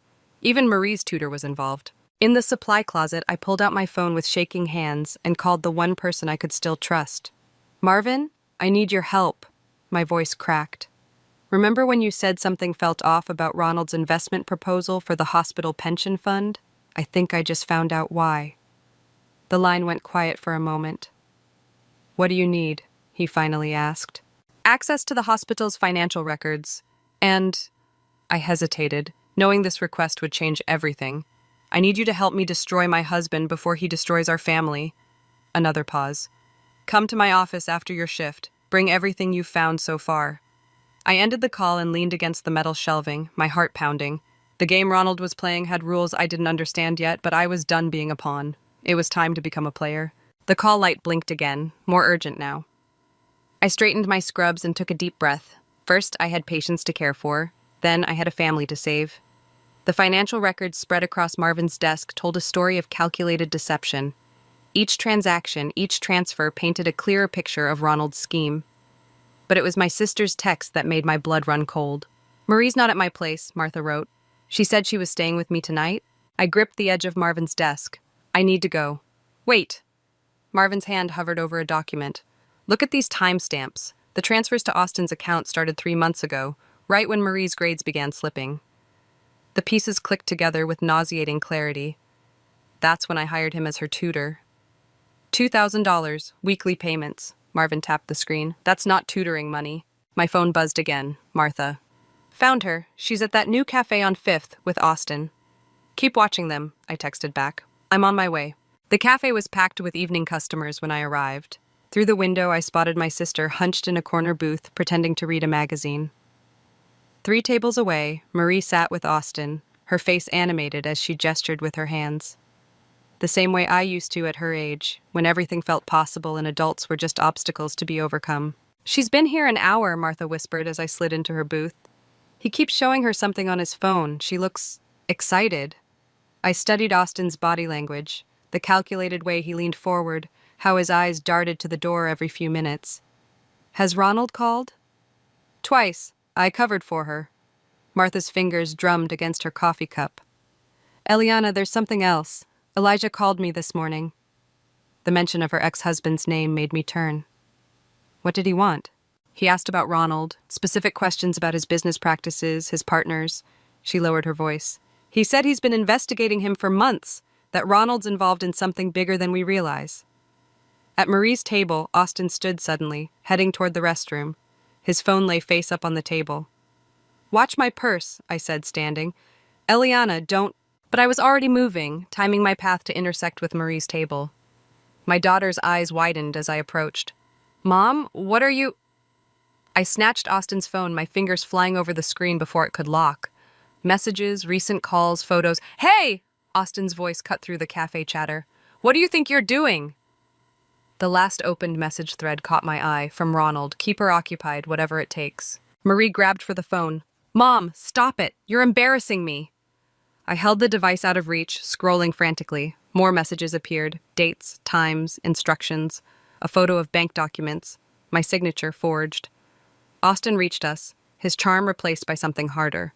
"Mrs. Eliana, that's private property." "Like the property you're helping my husband steal?"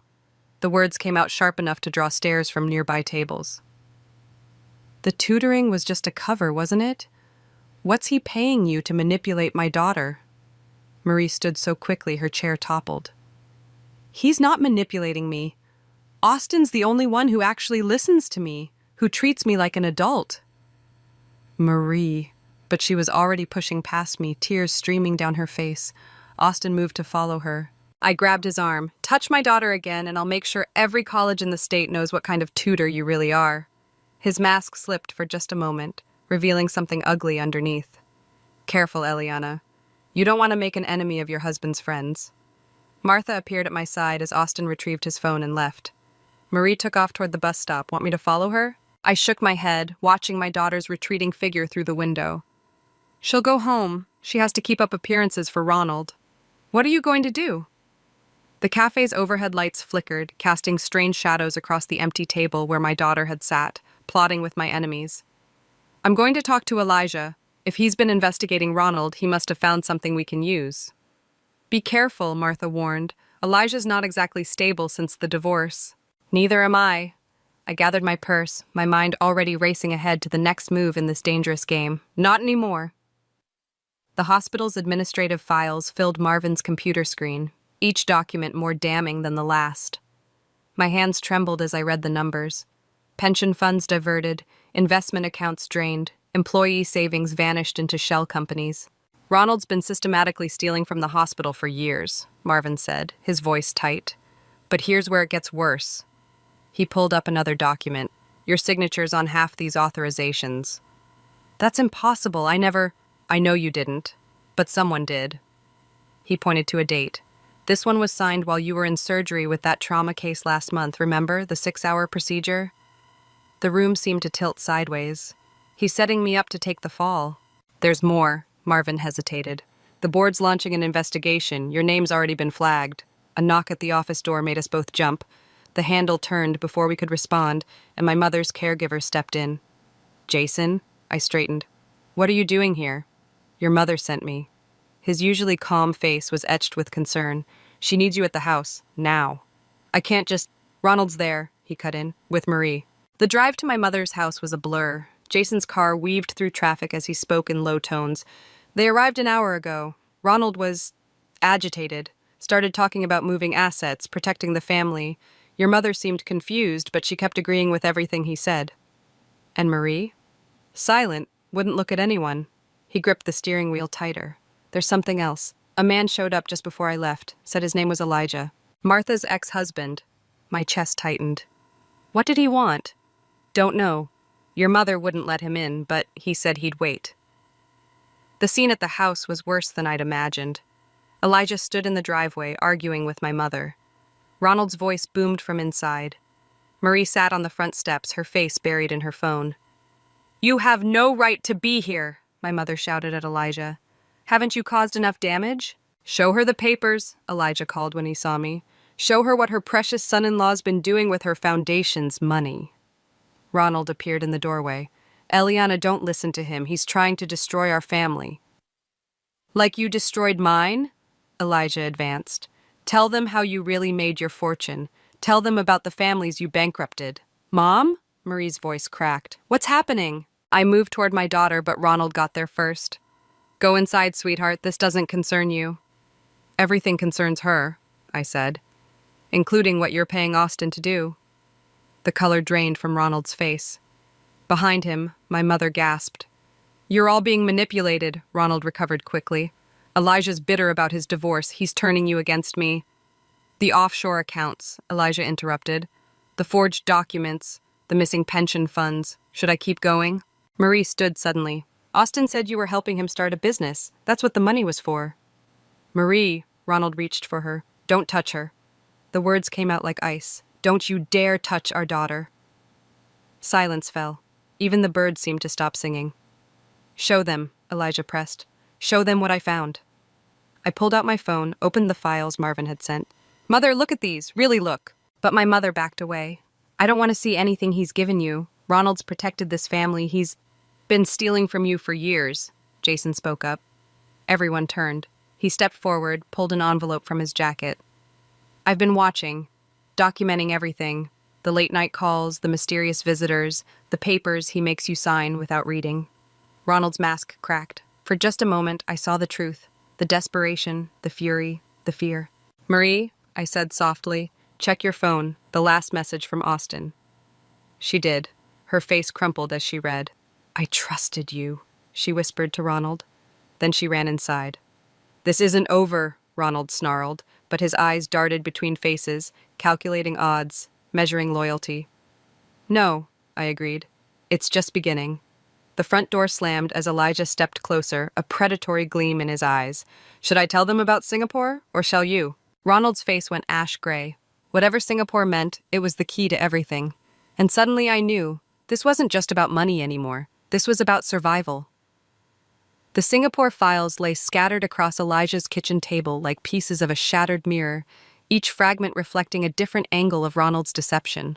3 companies dissolved overnight, Elijah said, tapping a document.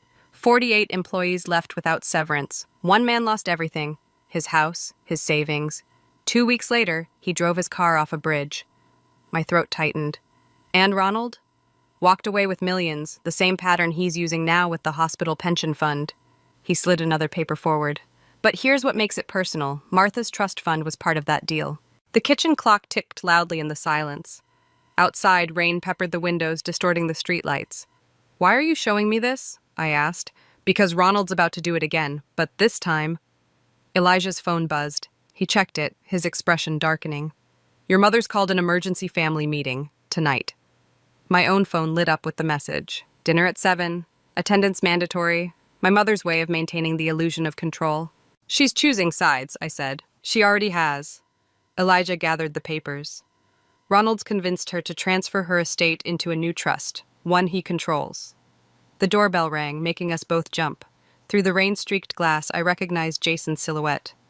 "Your mother sent me to fetch you," he said when I opened the door. His eyes darted to Elijah, then back to me. "But there's something you need to know first." He pulled out his phone, played a recording. My mother's voice, thin with anxiety. "The Singapore deal wasn't supposed to hurt anyone. Ronald promised." "When was this?" I demanded. "Last night. She talks in her sleep sometimes, mentions dates, names." Jason lowered his voice. "She knew about Singapore before it happened. She helped Ronald set it up." The betrayal hit like a physical blow. My own mother, complicit in destroying lives, including her younger daughter's future. "There's more," Jason continued. "Austin visited her yesterday morning. They talked about Marie's college fund." My hands curled into fists. "She wouldn't dare." "She already has." Elijah held up another document. "The transfer was completed this morning. Ronald now controls every penny of Marie's education money." The pieces clicked together with terrible clarity. The tutoring, the late-night meetings, Austin's manipulation. It was all about isolating Marie, ensuring she'd side with Ronald when everything fell apart. My phone buzzed again. "Martha. Marie's missing. Austin's not answering his phone." The world tilted sideways. I steadied myself against the door frame. "I know where they'll be," Elijah said, grabbing his keys. "The same place Ronald took his victims in Singapore. Somewhere public, somewhere they can't make a scene while he explains how this is all for their own good." The drive to the art museum was tense with unspoken fears. We found them in the East Wing: Ronald, my mother, Austin, and Marie. My daughter's face was streaked with tears as Ronald gestured at something on his tablet. "Just sign here, sweetheart," he was saying. "It's the only way to protect your future. The only thing she needs protection from is you." My voice carried across the empty gallery. Ronald's mask slipped for just a moment, revealing raw fury before smoothing into concern. "Eliana, you're not thinking clearly. Tell her, Gabrielle. Tell her how we're trying to help." My mother stepped forward, her designer handbag clutched like a shield. "Sometimes love means making difficult choices." "Like Singapore?" The words hit their mark. My mother stumbled back. "Jason recorded everything, Mother, every guilty whisper, every confession." Marie looked between us, confusion turning to understanding. "What's Singapore?" "Ask your grandmother," Elijah said quietly. "Ask her about the man who died because of their difficult choices." Austin moved toward Marie, but I was faster. "Touch her, and every recording, every document goes public. Your promising future ends right here." "Marie," Ronald tried one last time. "You know I only want what's best." "What you want," I cut in, "is control. But it's over. The hospital board knows everything. The police will too once they see what Elijah found." The tablet slipped from Ronald's hands, clattering on the marble floor. In the shattered screen, I caught my reflection and saw something I hadn't noticed before. I was smiling. The dining room in my mother's house felt like a stage set for a Greek tragedy. Crystal glasses caught the chandelier light, throwing prismatic shadows across faces that had become unrecognizable to me. Ronald sat at the head of the table, my mother to his right, both wearing expressions of practiced concern. "You're being unreasonable," my mother said, cutting her meat with precise movements. "Ronald has always protected this family." Marie pushed her food around her plate. The bruise on her wrist, from when she'd fallen earlier that afternoon, was darkening to purple. An accident that happened moments after she'd tried to tell me something about Austin. Protection shouldn't leave bruises, I said. Ronald's fork clinked against his plate. That was unfortunate, but if she hadn't been running— From what? Martha interrupted. What exactly was my niece running from? The air crackled with tension. Jason moved silently around the table, refilling water glasses, his presence a reminder of everything he'd overheard. Marie, Ronald's voice softened dangerously, why don't you tell them about the scholarship opportunity Austin found for you, the one in Singapore? My daughter's face went pale. I haven't decided. It's already arranged, my mother cut in. The paperwork just needs signatures. The room tilted sideways. Singapore. Always Singapore. She's 17, I said. She can't leave the country without my consent. Actually, Ronald pulled out a folder, as her legal guardian. What did you say? The papers you signed last month for Marie's college fund? He smiled. They included a transfer of guardianship. Temporary, of course, just until she turns 18. Martha's glass shattered in her grip, blood mixed with water on the white tablecloth. You forged those papers, I whispered. Prove it. Ronald's mask slipped, revealing something reptilian beneath. Your signatures on everything. The hospital transfers, the trust documents, even the Singapore arrangements. Who do you think they'll believe? The respected businessman or the unstable nurse who's been making wild accusations? Tell them, Marie suddenly burst out, tell them what Austin really— The crash came from behind me. I turned to see Jason sprawled on the floor, a serving tray overturned beside him. Marie screamed. He's having a seizure, my mother cried. But I'd seen seizures. This wasn't one. Jason's eyes found mine as he convulsed, trying to form words. Call an ambulance! Martha grabbed her phone. No! Ronald stood. I'll take him. My car's faster. Don't! Jason gasped. The drink— Understanding hit like a thunderbolt. I lunged for Marie's untouched water glass, but Ronald was faster. It shattered against the wall. Mother, I said quietly, what did you let him do? She wouldn't meet my eyes. Sometimes sacrifices— Sacrifices? Martha's voice rose hysterically. Like Singapore? Like that man who died? Marie stood so quickly her chair toppled. What man? What are you talking about? Your grandfather, Jason managed, his breathing labored. Tell her about her grandfather. The color drained from my mother's face. Ronald moved toward Jason, but Marvin, who'd been silent until now, blocked his path. The ambulance is coming, Martha said, and the police. You've lost control, I told Ronald, of everything. His laugh was hollow. Have I? Marie's still legally under my guardianship. The hospital board still has evidence of your fraud. And now a tragic accident at a family dinner. He glanced at Jason. Stress can do terrible things to people. Marie, I said, not taking my eyes off Ronald. Get your things. You're leaving with Martha. She's not going anywhere. Ronald's hand closed around Marie's arm. Tell them, sweetheart, tell them how happy you are about Singapore. My daughter looked at me, then at the bruise on her wrist, then at Jason still gasping on the floor. Something shifted in her eyes. You're right, she said quietly. I should tell them everything. Sirens wailed in the distance. Ronald's grip tightened. I should tell them about the recordings, Marie continued. The ones Austin didn't know I was making. Every meeting, every threat, every promise about Singapore. She pulled out her phone. Should we play them now? The look on Ronald's face made me realize he wasn't the only one who could orchestrate a staged catastrophe. The hospital's fluorescent lights cast harsh shadows as I watched Jason fight for his life through the ICU window. The doctors had confirmed what I already knew, targeted poisoning, carefully dosed to look like natural causes. He's stabilized, Marvin said, joining me, but the police want to know why you delayed calling the ambulance. My hands curled into fists. They think I was involved? Ronald's been talking to them, suggesting things. He hesitated. The board suspended you pending investigation. A nurse I'd worked with for 10 years walked past, averting her eyes. My reputation, my career, everything I'd built, dissolving like sugar in rain. My phone buzzed. Martha. Marie's gone. The world tilted sideways. What? She went to get her laptop from the house. Austin was waiting. They left together 20 minutes ago. The memory of Marie's bruised wrist flashed through my mind. Track her phone. Already tried. It's off. But Elijah says he knows where Austin takes his targets. Some warehouse by the industrial park. Don't move. I'm coming. But as I turned to leave, 2 police detectives blocked my path. Mrs. Eliana, the older one said, we need to discuss the incident at your mother's house and some concerning financial transactions. My daughter's missing. We know. Your husband's already filed a report. Claims you've been unstable, making threats. The fluorescent lights buzzed overhead like angry wasps. Through the ICU window, Jason's monitors beeped steadily, each sound a reminder of how Ronald had nearly killed him to keep him quiet. Check his water glass, I said. From the dinner. Check Jason's blood work. You'll find... The evidence has been contaminated, the younger detective cut in. Your mother's housekeeper already cleaned everything up, on Ronald's instructions. Of course she had. Ronald never left loose ends. My phone buzzed again, an unknown number.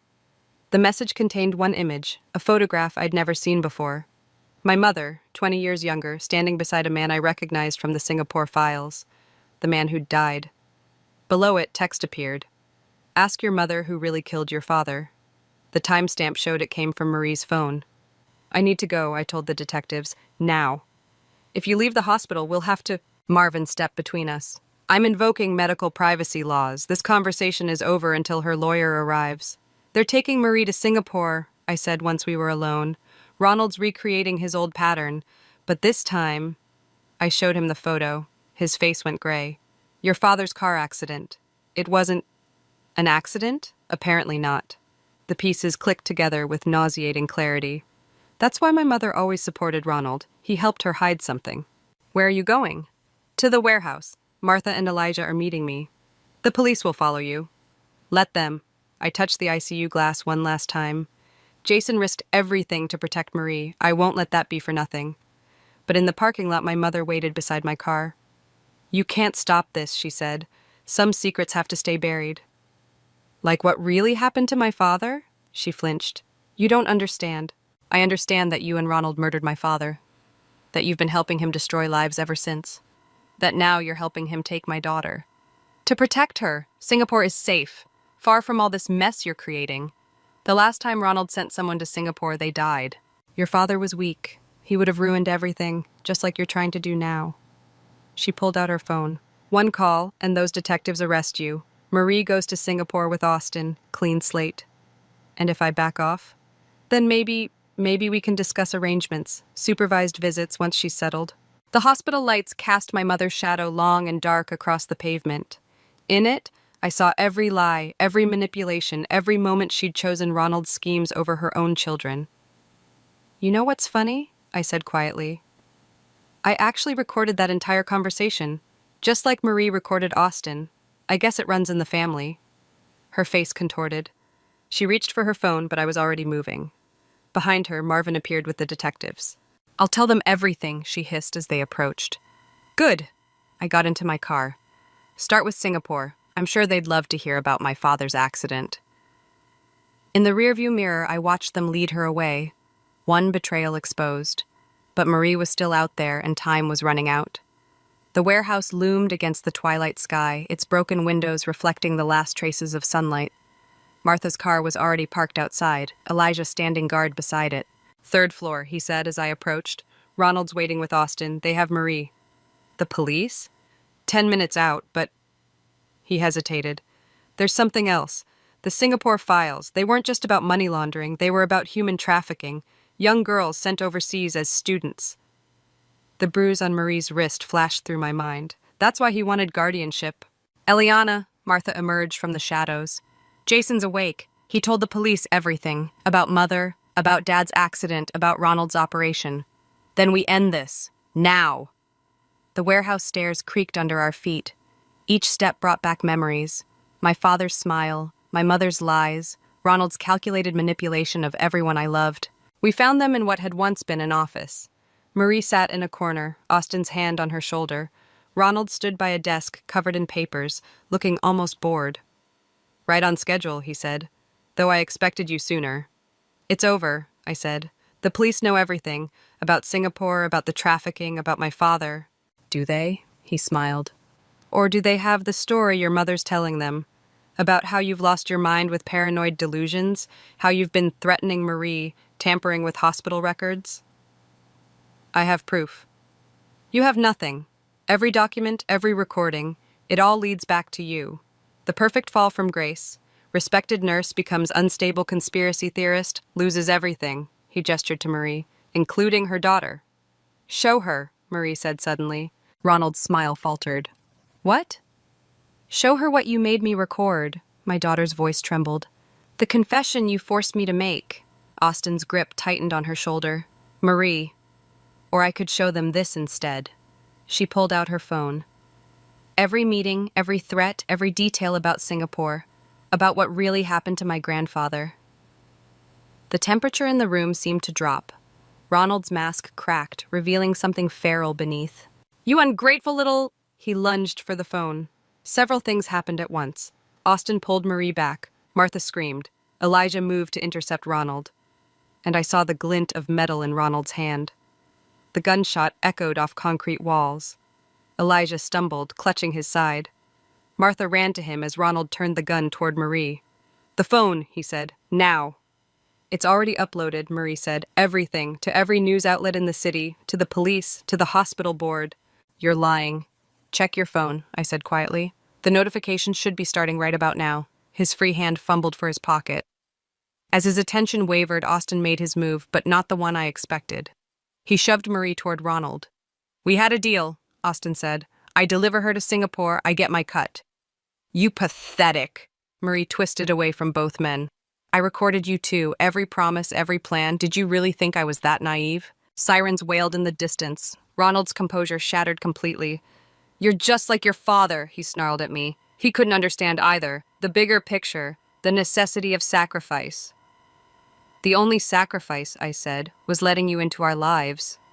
He raised the gun again, but this time Marie was ready. She threw her phone at his face as Martha tackled him from behind. The gun skittered across the floor. Austin bolted for the door, but Elijah, despite his wound, caught him with a well-placed punch. Singapore, Ronald spat as I picked up his gun. You have no idea what you've lost. The connections, the power. The only power you had, I said, was what we gave you. And now? I nodded toward the window where red and blue lights painted the warehouse walls. Now you have nothing. As the police burst in, I watched my husband's empire crumble. But it was Marie's hand slipping into mine that told me we'd truly won. Mom? She whispered. I'm sorry I didn't tell you sooner. About the recordings. You did exactly what you needed to do. I squeezed her hand. You survived, just like I taught you. Through the broken windows, dawn began to break, the first light of a world without Ronald's shadows. The visiting room at the detention center smelled of industrial cleaner and stale coffee. Austin sat across from me, his charm replaced by something harder, more desperate. I want a deal, he said. You had your chance for deals. I placed a folder on the table. But there's something you still haven't explained, the other girls. His eyes darted to the guard by the door. I don't know what... Oh. Singapore wasn't just about Marie. Ronald's operation went back years. How many others did you help him target? Help him? Austin's laugh was brittle. You still don't get it, do you? This was my operation. Ronald was just the money man, the respectable face. I found the girls, I groomed them, He stopped, realizing too late what he'd admitted. Behind the two-way mirror, I knew the detectives were recording everything. Marie was different, he continued quickly. I actually cared. Save it for your trial, I stood. The Singapore authorities are particularly interested in your testimony. Outside, Marie waited with Martha. My daughter's face had regained its color, though the bruise on her wrist had faded to a yellowish reminder. Did he confess? She asked. To everything, including the other victims. I touched her shoulder. You saved them, you know. Your recordings, your courage, you brought down their entire network. But not without help, she glanced at Martha. Aunt Martha taught me how to hide the recordings, and Elijah is recovering well, Martha finished. The doctors say he can leave the hospital next week. We drove to the courthouse where my mother's hearing was scheduled. Jason sat on the steps, looking frail but determined. They're ready for us, he said. Inside, my mother wouldn't meet my eyes as she pleaded guilty to conspiracy charges. The judge's words washed over me. Sentences, restitution, closure. But it was my mother's final statement that cut deepest. I thought I was protecting them, she said. Like I protected myself when their father threatened to expose my affairs. Ronald promised to make it look like an accident. Marie squeezed my hand as the bailiff led my mother away. At home, our new home, bought with the recovered funds from Ronald's accounts, I found Marie in her father's old study. She held a photograph I hadn't seen in years. My father teaching me to ride a bike, his smile bright and real. "Do you hate her?" Marie asked. "Grandmother?" "No." I sat beside her. Hate takes too much energy, and we need that energy for rebuilding. "The police found 3 more girls," she said quietly. "In Singapore. They're coming home. Because of you. Because we fought back. All of us." She traced my father's face in the photo. "Do you think he'd be proud? Of us exposing a trafficking ring? Of you being brave enough to gather evidence? Of our family choosing truth over comfortable lies?" I smiled. "Yes, but he'd be prouder of what we do next." "Which is?" "Live, help others. Remember that revenge isn't about destroying people, it's about protecting those who can't protect themselves." The doorbell rang. Martha stood outside with Marvin and Elijah carrying takeout containers.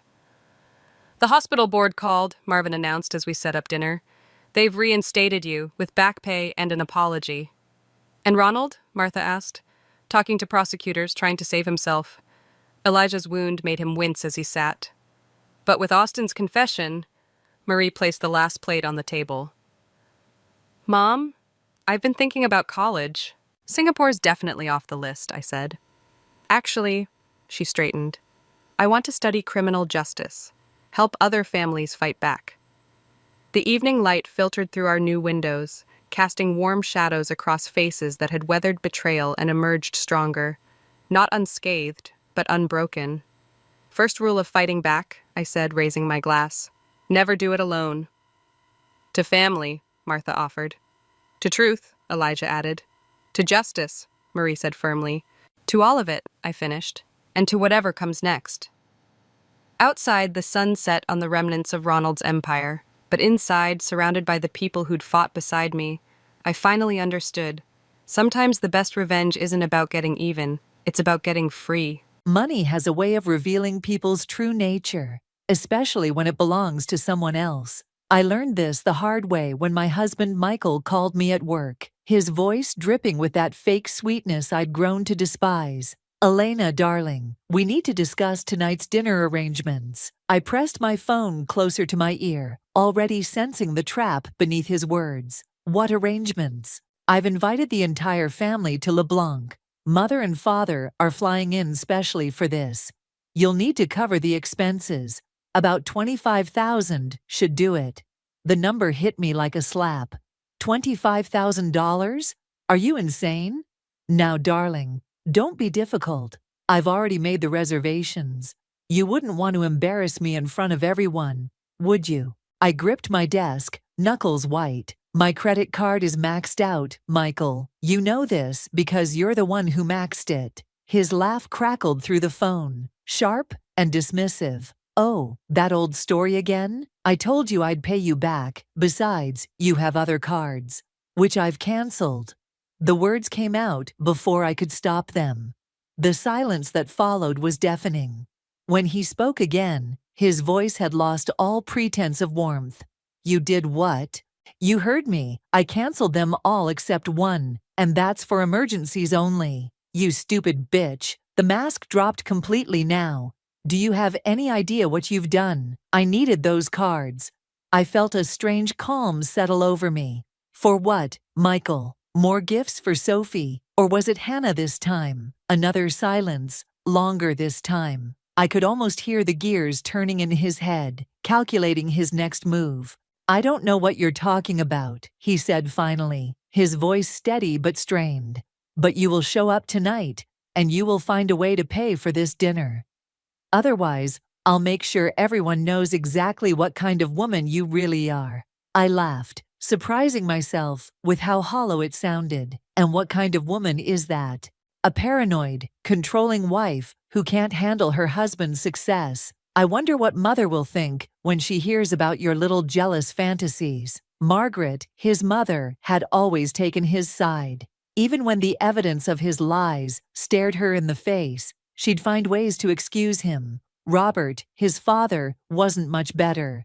Too wrapped up in his business empire, to notice his son's growing web of deceit. Fine, I said, my voice eerily calm. I'll be there, 8 o'clock, right? 7:30? Don't be late. He hung up without waiting for my response. I sat there, staring at my phone, feeling something shift inside me. For 3 years, I'd watched him drain my accounts, make excuses, and gaslight me into believing I was the problem. 3 years of suspicious charges, mysterious business meetings, and perfume scents that weren't mine. Opening my drawer, I pulled out the manila envelope I'd been saving for the right moment. Inside were credit card statements, hotel receipts, and photographs. So many photographs. Sophie leaving his office late at night. Hannah at expensive restaurants, wearing jewelry bought with my money. Each piece of evidence carefully collected, dated, and organized. My phone buzzed with a text from Daniel, my oldest friend. You okay? You look like you're about to murder someone. I glanced up to see him watching me through the glass partition of his office, concern etched on his face. I typed back, not murder, something much worse. Tonight, at LeBlanc, surrounded by his family and their expectations, I would finally show Michael exactly what kind of woman I really was. And it wouldn't be the meek, forgiving wife he'd taken advantage of for so long. I touched the envelope gently, like a weapon I was finally ready to use. 7:30 couldn't come soon enough. LeBlanc's crystal chandeliers cast judgmental shadows across the white tablecloth as I watched Michael work the room. He moved between his parents with practiced charm, touching his mother's shoulder, laughing at his father's jokes. The perfect son. I gripped my wine glass tighter, knowing what was coming. Elena, darling, you're so quiet tonight. Margaret's voice carried that hint of criticism she'd perfected over the years. Is everything all right? Just tired from work, I said, forcing a smile. The firm's been busy. Perhaps if you focused more on home life. She let the suggestion hang in the air like poison. Michael swooped in, all teeth and tailored suit. Mother, you know how dedicated Elena is to her career. His hand found my shoulder, fingers digging in slightly, warning me. Speaking of careers, Robert cut in. Michael tells me you've been having some financial difficulties? The restaurant seemed to still. I met Michael's gaze across the table, saw the slight shake of his head. Don't you dare. Actually, I said, reaching for my purse. I wanted to discuss that. Michael's wine glass crashed to the floor. Red liquid spread across the pristine carpet like blood. Clumsy me, he laughed, but his eyes were hard. Elena, help me clean this up. He practically dragged me toward the restroom corridor, grip bruising my arm. What do you think you're doing? Telling the truth for once? I yanked free. Someone has to. You embarrass me tonight, and I swear. You'll what? Max out another of my cards? Sleep with another colleague? His face went still. That dangerous stillness I'd learned to recognize. You're hysterical. This is exactly why I can't trust you with our finances. Our finances, I laughed. You mean my savings that you've been bleeding dry? Everything I've done has been for us, for our future. He stepped closer, voice dropping. But you're too selfish to see that. Michael, Margaret's voice, floated from around the corner. Is everything okay?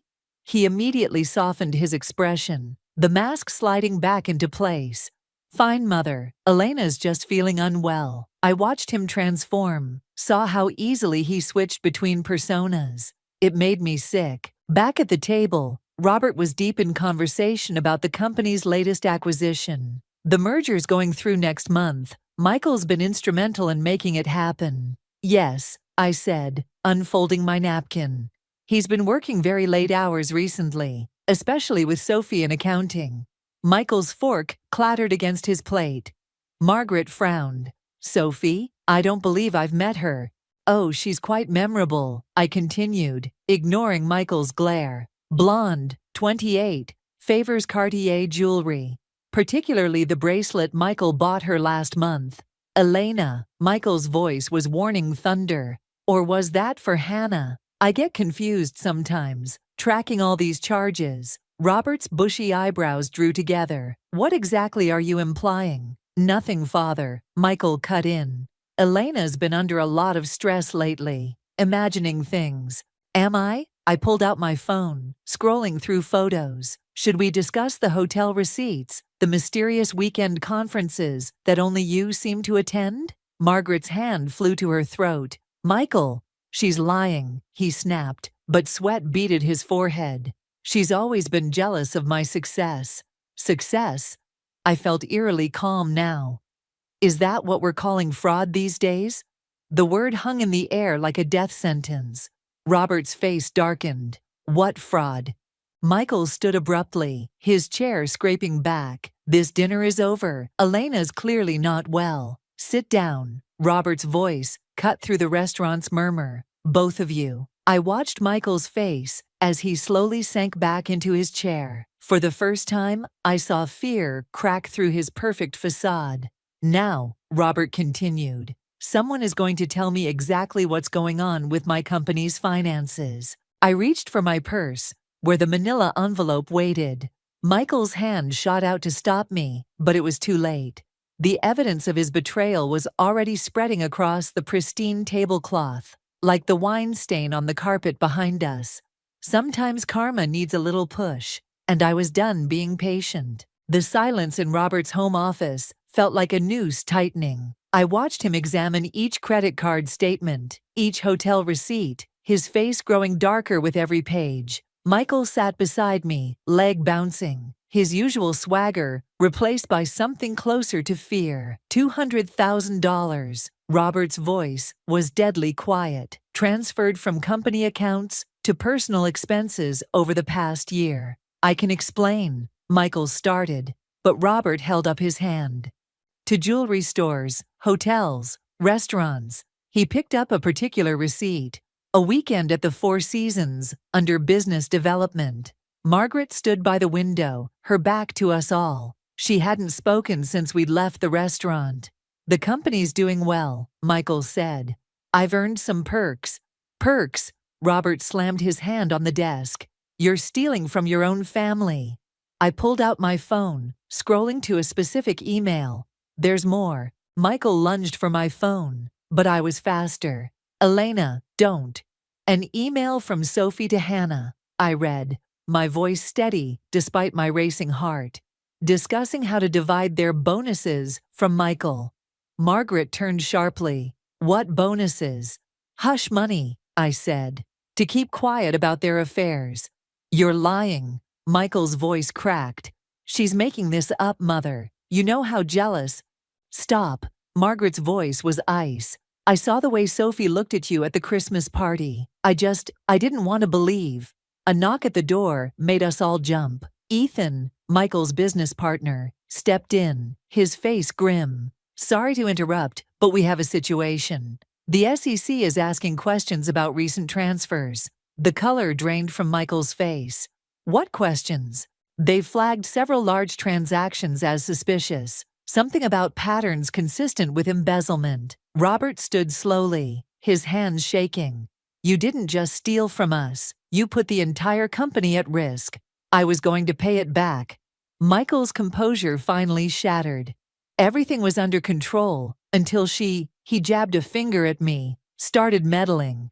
Under control. I pulled out one final document.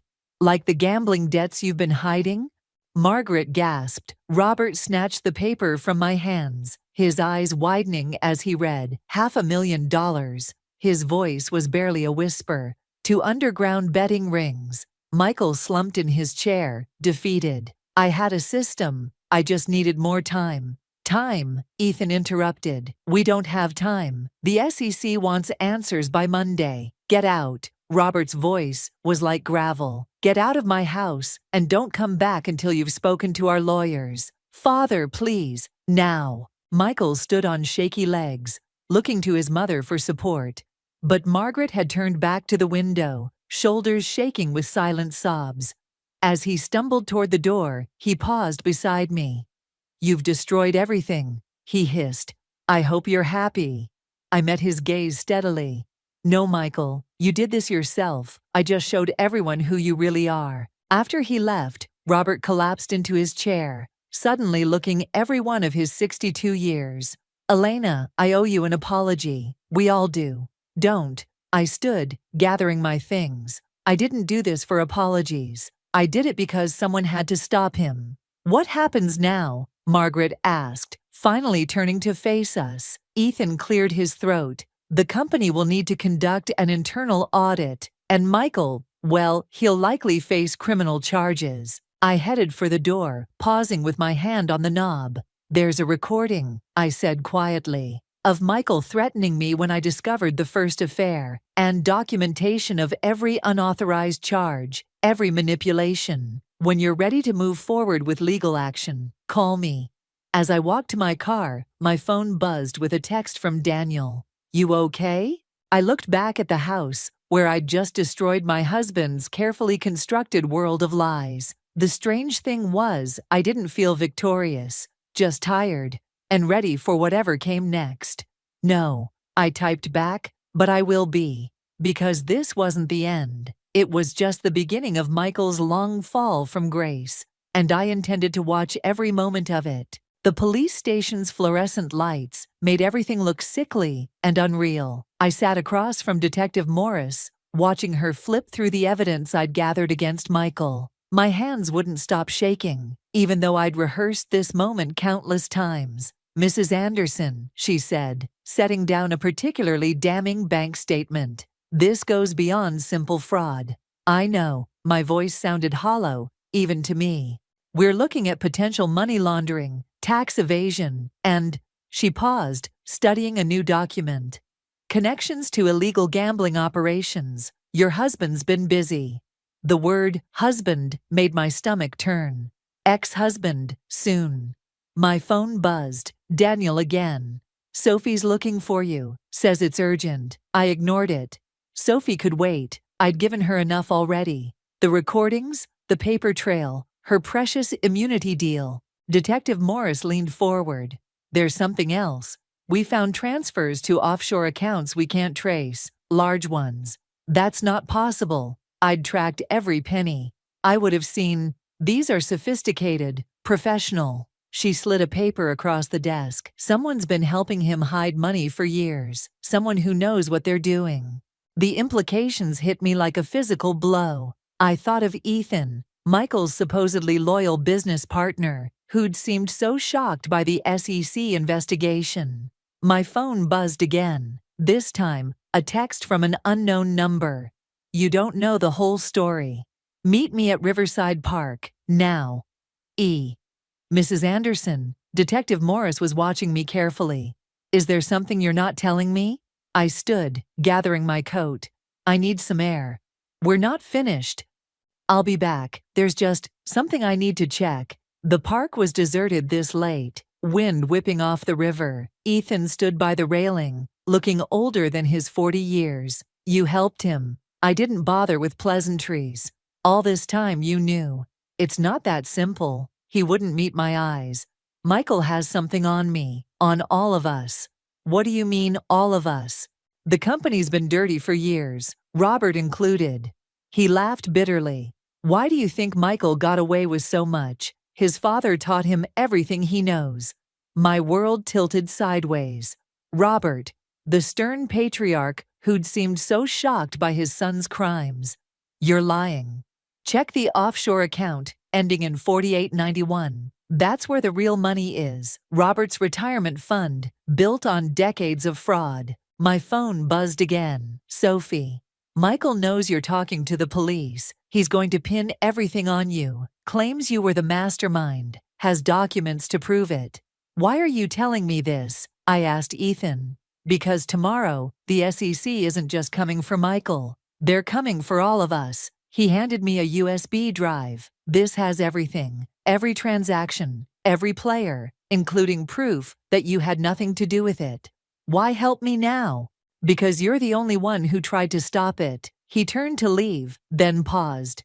Elena, be careful. Michael's not the only one with something to lose. I drove home in a daze. The USB drive, burning a hole in my pocket. My phone kept buzzing. Daniel, Sophie, unknown numbers. I ignored them all. At home, I poured a glass of wine with trembling hands and plugged in the drive. Document after document filled my screen, each one worse than the last. Robert's signature, Margaret's silent complicity, Ethan's careful bookkeeping, a family business built on lies, with Michael as just the latest in a long line of corrupt inheritors. A knock at my door made me jump. Through the peephole, I saw Margaret, her face streaked with tears. "Elena, please, we need to talk." I rested my forehead against the door, thinking of all the times she'd defended Michael, all the years she'd known exactly what was happening. "Elena," her voice cracked. "They're arresting Robert tomorrow. Michael's threatening to tell them everything. About all of us. About you." I thought of Detective Morris, waiting for my return, of the evidence I'd so carefully gathered, never realizing I was only seeing the surface of a much darker truth. My phone buzzed one final time. "Michael, last chance to make a deal, darling. Meet me at midnight, or everyone goes down, including you." I looked at the USB drive, then at my phone. In trying to expose one man's lies, I'd stumbled into a conspiracy that could destroy everyone involved, myself included. The question was, how far was I willing to go to see justice done? The hotel bar was nearly empty when Sophie slid into the seat beside me. Her designer perfume couldn't mask the fear rolling off her in waves. "They're watching all of us," she whispered, fingers trembling around her martini glass. "Michael's not just angry anymore, he's desperate." I studied her perfectly manicured nails, remembering the credit card statements for the salon visits I'd paid for. "Why should I care? Because Hannah's dead." The words hung between us like smoke. My glass stopped halfway to my lips. "Car accident," Sophie continued, her voice barely audible. "Last night. Very convenient timing, don't you think?" My phone buzzed. "Daniel, where are you? Michael's looking for you. He's not alone." "What did Hannah know?" I asked Sophie, ignoring the message. "Everything." She glanced over her shoulder. "The offshore accounts, the gambling debts, the real reason Robert's been moving money through shell companies." She was going to talk to the SEC. The bartender drifted closer. Sophie fell silent until he passed. "Michael called me this morning," she said. "Offered to clear my debts if I signed an affidavit saying you were behind everything, that you manipulated company records, forced him to make those transfers." My laugh sounded hollow. "And you're telling me this out of the goodness of your heart?" "I'm telling you because Hannah was my friend." Her mascara smeared as she wiped her eyes. "And because they're coming for you next." My phone buzzed again. "Margaret, Robert's gone, emptied the accounts, left a note saying he's sorry." The room seemed to tilt. "When did Hannah tell you about the accounts?" "She didn't." Sophie's smile was sharp as broken glass. "But you just confirmed they exist." I stood so quickly my chair scraped across the floor. Sophie grabbed my wrist, her nails digging in. "Sit down," she hissed. "Look at the man by the door, the one pretending to read." I saw him now. Dark suit, earpiece poorly hidden. Another one at the bar, watching us in the mirror. "Michael's not working alone anymore," Sophie said. "The people he owes money to, they want their investment protected. Hannah threatened that protection." My phone, unknown number. "Your friend Daniel is very cooperative when properly motivated. Midnight, the old warehouse. Come alone." "Let go of my arm," I said quietly. Sophie released me, leaving crescent marks in my skin. "You started this war, Elena. Did you really think there wouldn't be casualties?" I walked out, forcing myself not to run. The man by the door spoke into his sleeve as I passed. In the parking lot, a black SUV idled 2 spaces from my car. My phone rang. "Michael." "Hello, darling." His voice was silk over steel. "Having drinks with friends? What did you do to Daniel?" "Nothing permanent, yet." A pause.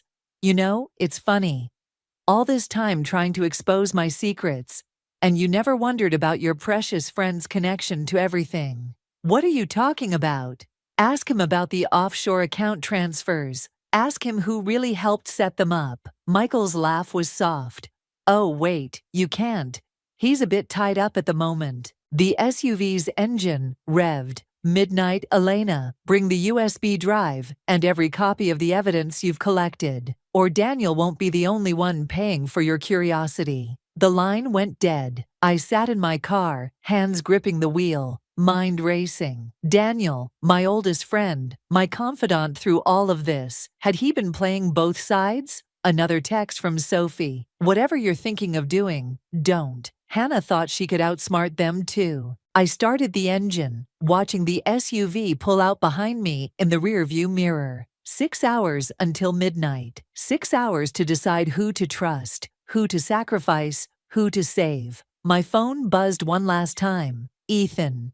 SEC moved up the timeline. "They're raiding the offices tomorrow morning. Whatever you're going to do it now." I thought of Hannah, of Daniel, of all the pieces I'd thought I understood. The revenge I'd wanted had seemed so simple at first. Now it was a hydra, growing 2 new heads for everyone I cut off. The SUV stayed 3 cars behind as I drove, its headlights watching like patient eyes. I had until midnight to make a choice: save myself, save Daniel, or burn the whole thing down and hope I survived the flames. The warehouse waited in the distance, a dark promise against the setting sun. The warehouse air reeked of rust and betrayal. Daniel sat tied to a chair in the center, his face a mess of bruises. 2 men in dark suits flanked him, while Michael leaned against a stack of crates, examining his phone with casual indifference. "Right on time," he said, not looking up. "Did you bring it?" I held up the USB drive. "Let him go first. That's not how this works anymore." Michael finally met my gaze, and I saw something new there, something unhinged. "Show me what's on it." One of the suits produced a laptop. I plugged in the drive, watching Michael's face as he scrolled through the files. His expression darkened. "Where are the offshore accounts, the transfer records?" "Gone." I forced myself to smile. "Just like Robert." Michael's hand shot out, grabbing my throat. "Don't play games with me, not now." "Michael," Daniel's voice was hoarse. "She doesn't know everything. I never told her." "Shut up." Michael's grip tightened. "You had one job. Keep her distracted, keep her close, feed me information. And you couldn't even do that right." The truth hit me like a physical blow. Daniel's constant support, his convenient presence throughout my investigation. I'd been so blind. "Elena."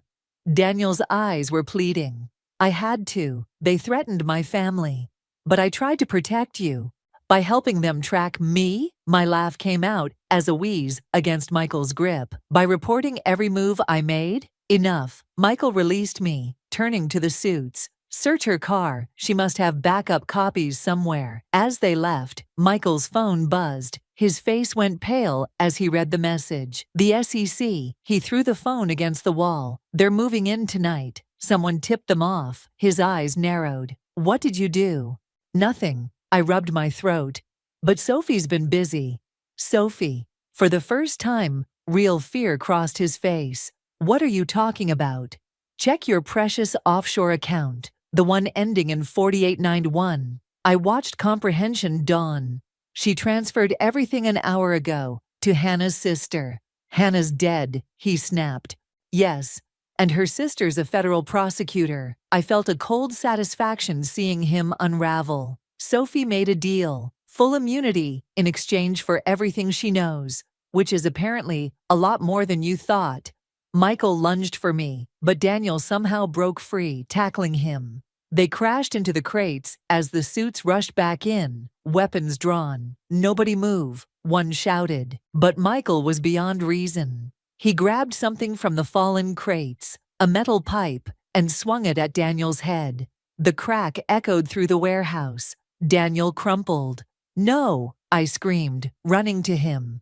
Blood pooled beneath his head. "It's your fault," Michael was saying, his voice distant and strange. "All of this. You couldn't just stay quiet, play your part. Now look what you made me do." Sirens wailed in the distance. The suits exchanged glances and fled, leaving Michael standing over us, pipe still in hand. "They're coming for you," I said, cradling Daniel's motionless form. "All of them. SEC, FBI, Hannah's sister. It's over." "Nothing's over." He raised the pipe again. I can still fix this. One more accident, one more loose end. The warehouse doors burst open. Margaret stood there, holding a gun with shaking hands. "Michael," she said, her voice breaking. "Put it down." "Mother?" He laughed, high and unnatural. "Come to save your precious daughter-in-law? I came to stop you from becoming your father." She stepped closer. "Robert killed himself an hour ago, in a hotel room in Singapore. I won't watch you follow him." Michael's face contorted. "You're lying." "The notes in my car, along with copies of everything. Every crime, every cover-up, going back 30 years. Her finger tightened on the trigger. "Drop it, Michael, please." The pipe clattered to the floor. As police lights flooded the warehouse, I held Daniel's cooling body and watched my husband collapse into himself, becoming something small and broken under the weight of his own destruction. The revenge I'd wanted had cost me everything. Daniel, my safety, my belief in justice. And as the officers swarmed in, I realized the true price of vengeance wasn't paid by its target, but by everyone caught in its wake. The night wasn't over, but I was. The courthouse corridor felt like a funeral home. I sat on the hard bench, watching Michael pace in his expensive suit, all his swagger reduced to nervous energy. The SEC investigation had frozen his accounts, but Lily's diamond bracelet still glinted on her wrist as she whispered in his ear. Sophie appeared at the far end of the hall, flanked by federal agents. Her designer heels clicked like a countdown. "Last chance, Elena." Michael's voice was low, desperate. "Tell them you orchestrated everything. I'll make sure you're taken care of. Like you took care of Hannah." His face twitched. Lily stepped back, suddenly uncertain. "Michael," she asked, "what's she talking about?" "Nothing, darling. Elena's just bitter." "Show her the phone, Lily." I stood, feeling strangely calm. "The one he bought you last week. Check the GPS history for the night Hannah died." Lily's perfectly manicured hands trembled as she pulled out her phone. Michael lunged for it, but one of the agents stepped between them. "That's enough, Mr. Anderson." Margaret's voice cut through the tension. She approached from the courtroom, holding a manila envelope. "The judge is ready for us." "Mother, please." Michael's mask cracked completely. "You can't do this to your own son. You did this yourself." She handed the envelope to the federal prosecutor. "Everything's here. 30 years of fraud, including Robert's suicide note.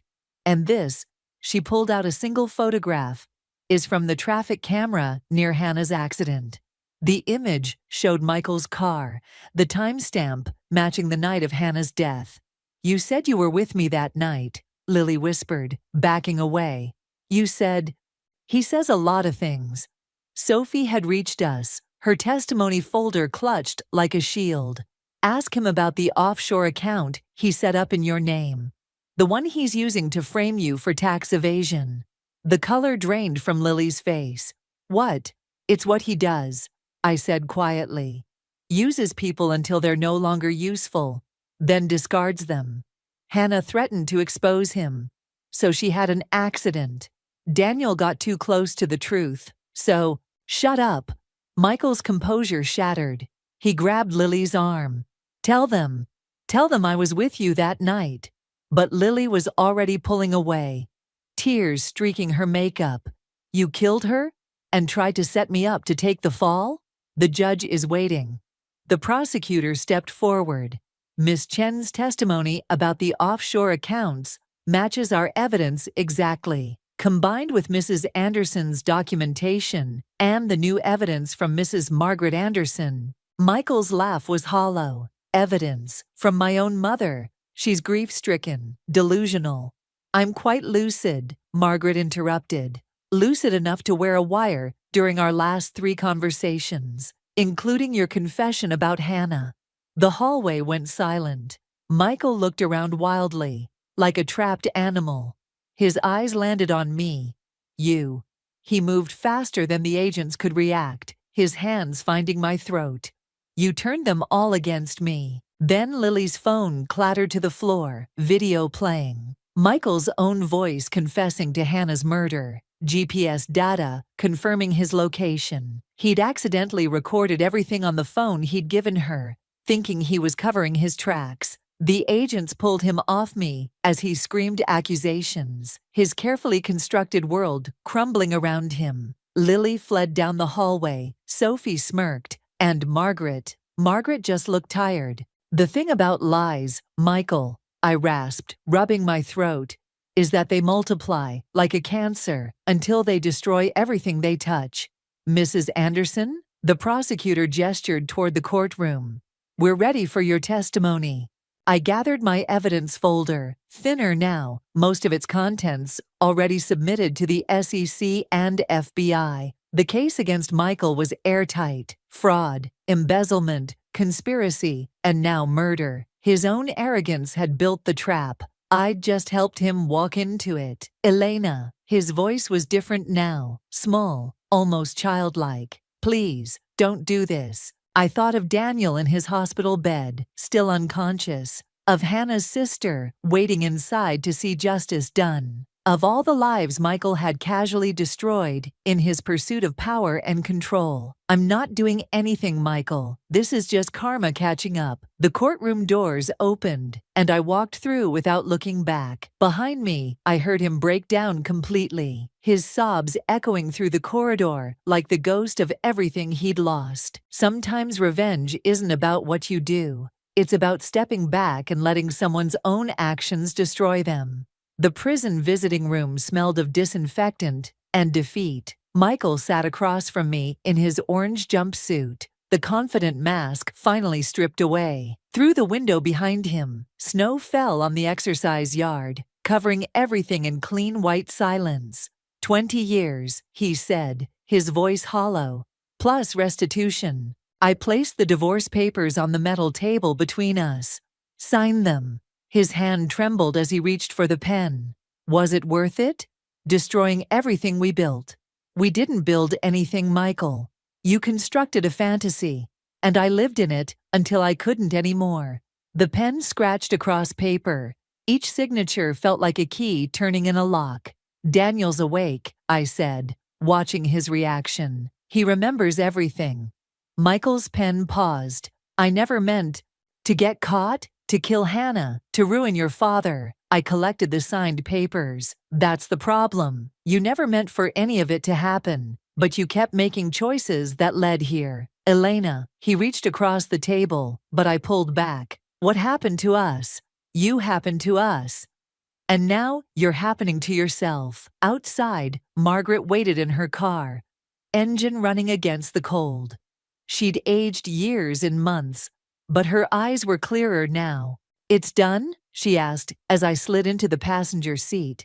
I nodded, watching the prison shrink in the side mirror. He signed everything, the restitution agreement, too. Hannah's sister gets control of the recovered assets.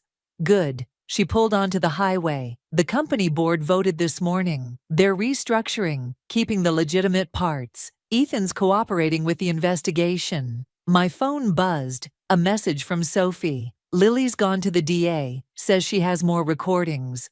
I deleted it without responding. Sophie had played her part, but I was done with all of them. The house sold, Margaret said quietly, above asking price. The house where Michael had built his web of lies, where I'd lived in beautiful ignorance until the cracks appeared. Someone else would sleep there now, unaware of the ghosts in every room. What will you do now? Margaret asked. I touched the envelope in my bag.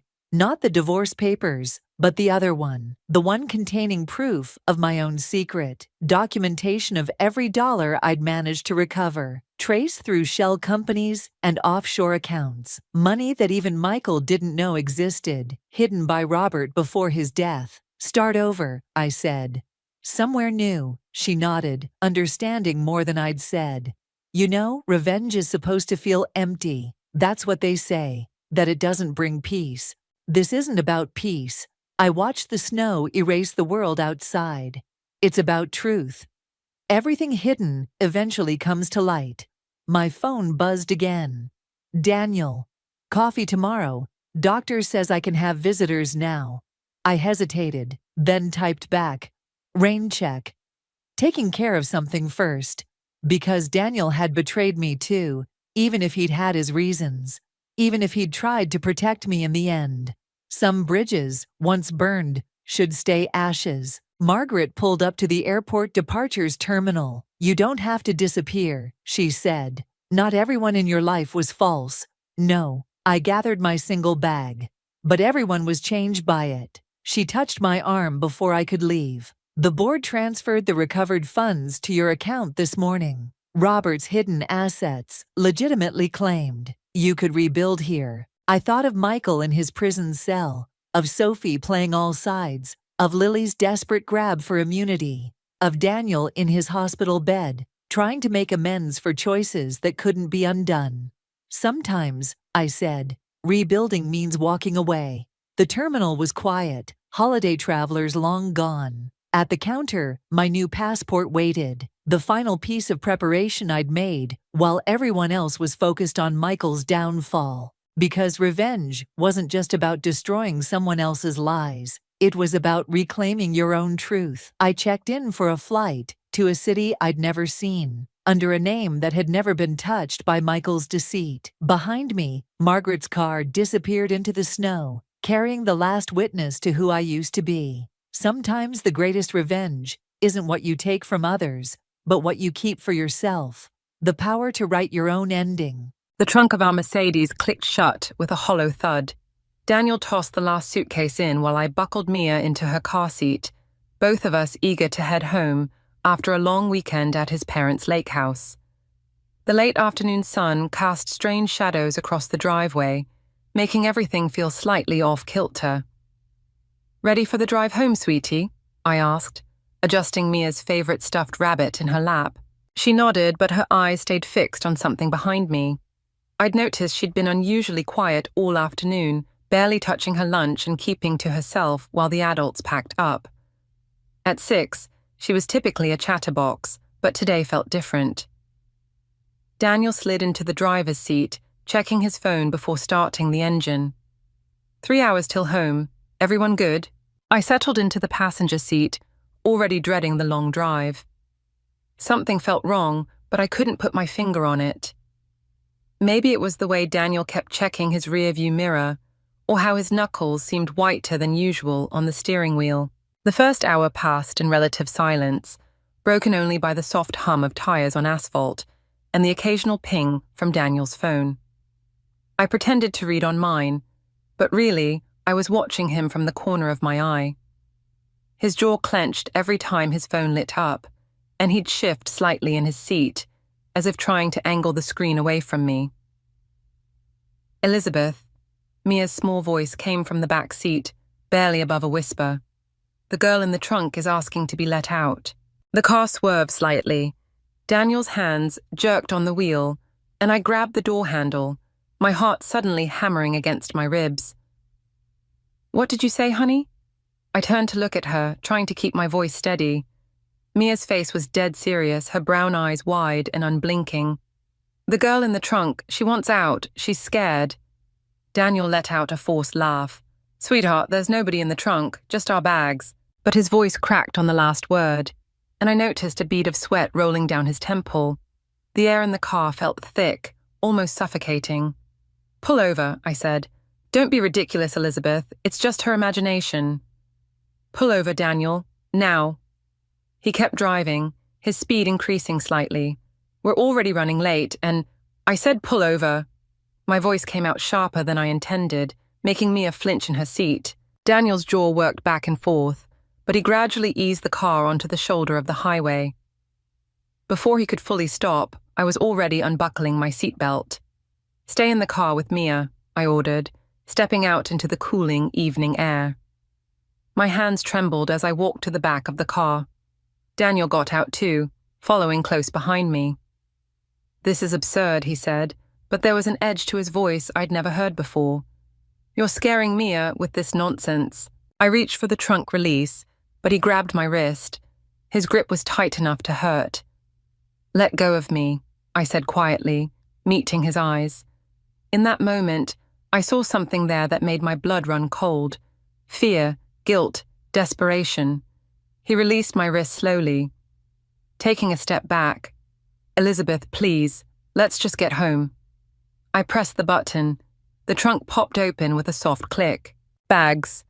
Just bags, like he said. But as I moved aside his golf clubs, I noticed something that made my stomach lurch. A woman's scarf, silk, in a shade of purple I'd never wear. And beneath it, a business card for the Grand Hotel downtown, room 412, written on the back in unfamiliar handwriting.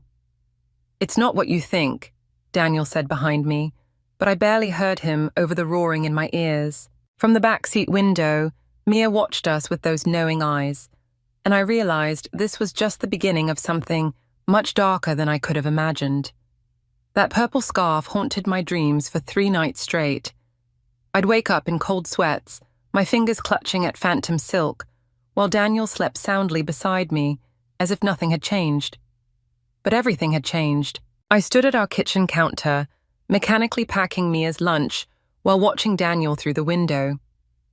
He was on another early morning call, pacing the backyard in his tailored suit, gesturing with one hand while the other pressed his phone tight against his ear. Even from here, I could see the smile that never used to appear during work calls. "Is Daddy going away again?" Mia asked, her small hands wrapped around a glass of orange juice. I forced my fingers to relax their grip on the sandwich I was making. "What makes you say that, sweetheart?" "He has his special cologne on, the one for important meetings." My stomach clenched. I'd noticed that too. The expensive new fragrance he'd started wearing 6 months ago, right after his promotion. The one that sometimes clung to his shirts, even after they'd been washed. "Mommy?" Mia's voice pulled me back. "The lady in the trunk is sorry." The knife I was holding clattered against the counter. "What lady, Mia? What do you mean?" But Daniel chose that moment to stride back in, ending his call with a laugh that sounded nothing like him. "Ready for school, princess?" Mia's face closed off, something I'd never seen before our weekend trip. She nodded silently and slipped off her chair. "I'll take her today," I said, wiping my hands on a dish towel. "You have that big presentation, right?" Daniel's smile flickered. "Actually, I moved that to next week, heading to the downtown office for some meetings instead." Room 412 flashed through my mind. "Downtown? Which clients?" "Just internal stuff. Budget reviews, nothing exciting." He kissed my cheek, but his lips barely grazed my skin. "Don't wait up tonight. Dinner with the team." As he headed for the door, I noticed his overnight bag by the coat rack, the same one from our weekend trip, still unpacked. "Daniel?" He paused, hand on the doorknob. "You forgot to unpack from the weekend. Want me to do it?" His shoulders tensed almost imperceptibly. "No need. I'll handle it later." After he left, I waited exactly 17 minutes before approaching the bag. My hands trembled as I unzipped it, but instead of evidence, I found nothing but his usual weekend clothes, neatly folded. Too neatly. Daniel had never folded anything in his life. My phone buzzed. A text from Rachel. "Coffee, you've been MIA since the weekend." 20 minutes later, I sat across from my best friend at our usual cafe, watching her face as I recounted everything.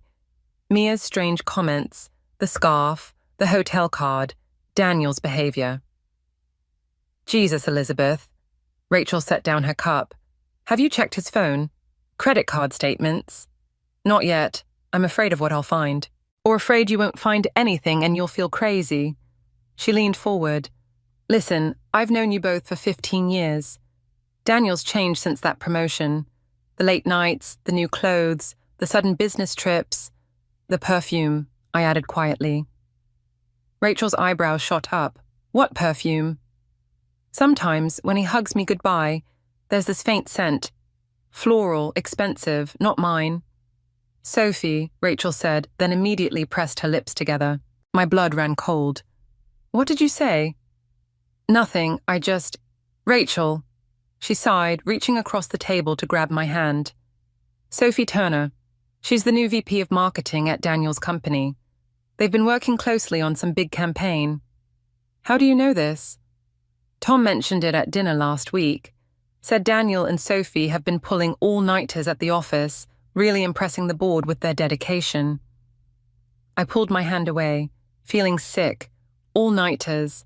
Elizabeth, maybe it's not. She's 30, I cut in. Young, ambitious, probably beautiful. You don't know anything for sure. But I did know. I knew it in the way Mia looked at her father now, in the careful distance Daniel kept between us, in the purple silk that felt like a noose around my throat. I need to go, I said, standing abruptly. Mia's school lets out early today. Rachel grabbed my arm. Don't do anything rash. I smiled, and something in my expression made her let go. I won't. I'm just going to start paying very close attention. As I walked to my car, I pulled out my phone and opened the banking app Daniel thought I never used. Time to see exactly what kind of meetings he'd been having downtown. The credit card statements painted a picture I couldn't unsee. Grand Hotel downtown, twice a week for the past 4 months. Restaurant charges for 2 at places Daniel claimed were business meetings. A jewelry store receipt from last month. No gift had ever made its way to me. I sat in my parked car outside his office building, watching the evening crowd filter out. My hands gripped the steering wheel so tight my knuckles turned white. Mia's words from that morning echoed in my head. The lady says she's going to take Daddy away. A flash of purple caught my eye. A woman emerged from the revolving doors, her dark hair falling in perfect waves. Young, beautiful, exactly as I'd imagined. Sophie. She paused on the steps, checking her phone with a slight smile. The same smile I'd seen in Daniel's recent photos, always cropped just enough to hide her face. My phone buzzed. Daniel. Working late again, don't wait up. 3 minutes later, he walked out, adjusting his tie. They didn't leave together. She went left, he went right. But I knew where they'd end up. I followed his car, keeping 3 vehicles between us. The familiar route to the Grand Hotel made my stomach churn. As he pulled into the parking garage, I drove past, circling the block once before parking across the street. Room 412. Their regular room, according to the hotel charges. I sat there, watching the building's gleaming facade, wondering how many other wives had done the same. My phone buzzed again. Rachel, did you find anything? I started typing a response when movement caught my eye. Sophie entering the hotel lobby, that purple scarf trailing behind her like a flag of victory. 5 minutes later, Daniel followed. Something snapped inside me. Before I could think, I was crossing the street, walking into the lobby with purpose. The young man at the front desk smiled professionally. I'm here to surprise my husband, I said, amazed at how steady my voice sounded. Daniel Martin, he's meeting a colleague in room 412. The clerk hesitated. I'm sorry, ma'am, I can't. Please, I cut in, pulling out my driver's license. I'm Elizabeth Martin. It's our anniversary. His face softened with sympathy. He probably saw this more often than he'd admit. 4th floor, end of the hall on the right. The elevator ride felt eternal. Each floor brought a new memory. Our wedding day, Mia's birth, family vacations, all tainted now by purple silk in room 412. I stood outside their door, hand raised to knock, when I heard laughter. Her laughter. Then Daniel's voice, lower than usual, saying something that made her giggle again. My phone buzzed. Mia's babysitter. Mia's asking for you. She seems upset. Reality crashed back. What was I doing here? What did I expect to accomplish by confronting them? This wasn't about catching them in the act. This was about something much bigger. I backed away from the door, my heels silent on the plush carpet. In the elevator, I caught my reflection, pale, shaking, but somehow stronger than I'd felt in months. Back home, I found Mia sitting on the stairs, waiting. She looked up as I walked in, her eyes too knowing for a 6-year-old. The lady in purple is mean, she said simply. She wants to hurt us. I sat beside her, pulling her close. No one's going to hurt us, sweetheart. But I need you to tell me everything you know about the lady, everything you've seen. Mia's small hand found mine. She comes in dreams, shows me things. Bad things that haven't happened yet. What kind of things? Daddy crying, you being angry, a car crash. She paused, looking up at me. But we can change it, Mommy. The lady in the trunk told me so. I kissed her forehead, my mind racing. We will, baby. We'll change everything. That night, after putting Mia to bed, I opened my laptop and began to plan. Daniel thought he was being careful with his secret meetings and hidden expenses, but he'd forgotten one thing. I used to work in corporate investigations before Mia was born, and now, watching him sleep peacefully beside me, I realized it was time to put those skills to use again. The purple scarf was just the beginning. By the time I was done, room 412 would be the least of their worries. The USB drive felt heavy in my pocket as I walked through the corporate lobby. My old investigator's badge, carefully preserved from my previous career, drew barely a glance from security. Amazing how a confident walk and professional attire could open so many doors. Elizabeth? A familiar voice stopped me near the elevators. Rachel stood there, clutching a portfolio, her face pale. What are you doing here? Surprising Daniel for lunch, I lied smoothly. You look like you've seen a ghost. She glanced around nervously. We need to talk, not here. 10 minutes later, we sat in her car in the underground parking garage. Rachel's hands trembled as she pulled out a folder. I wasn't sure whether to tell you, she started, but after what you shared about Sophie, she handed me the folder. Tom's firm handles the company's legal affairs. These documents weren't supposed to leave the office. Inside were transfer papers. Daniel's signature appeared multiple times, moving substantial sums to offshore accounts. Sophie's name was there too, listed as a co-beneficiary. There's more, Rachel whispered. They're planning to leave the country, next month, together. My chest tightened. Mia's words about the car crash flashed through my mind. Elizabeth? Rachel touched my arm. What are you going to do? I slipped the folder into my bag. Nothing yet. I need to get upstairs. To do what? What I came here for. I pulled out my old badge. Sometimes you need to fight fire with fire. The executive floor was quiet when I reached it. Daniel's office door stood slightly ajar, his voice drifting out as he conducted a video call. I slipped past, heading for Sophie's office at the end of the hall. Her computer password took 3 attempts. Her birth date, according to the HR files I'd accessed earlier. Amateur. Within minutes, I'd plugged in the USB drive, downloading everything. Emails, financial records, private photos. A shadow fell across the desk. Can I help you? Sophie's voice was exactly as I'd imagined, smooth, confident, young. I turned slowly, smiling professionally.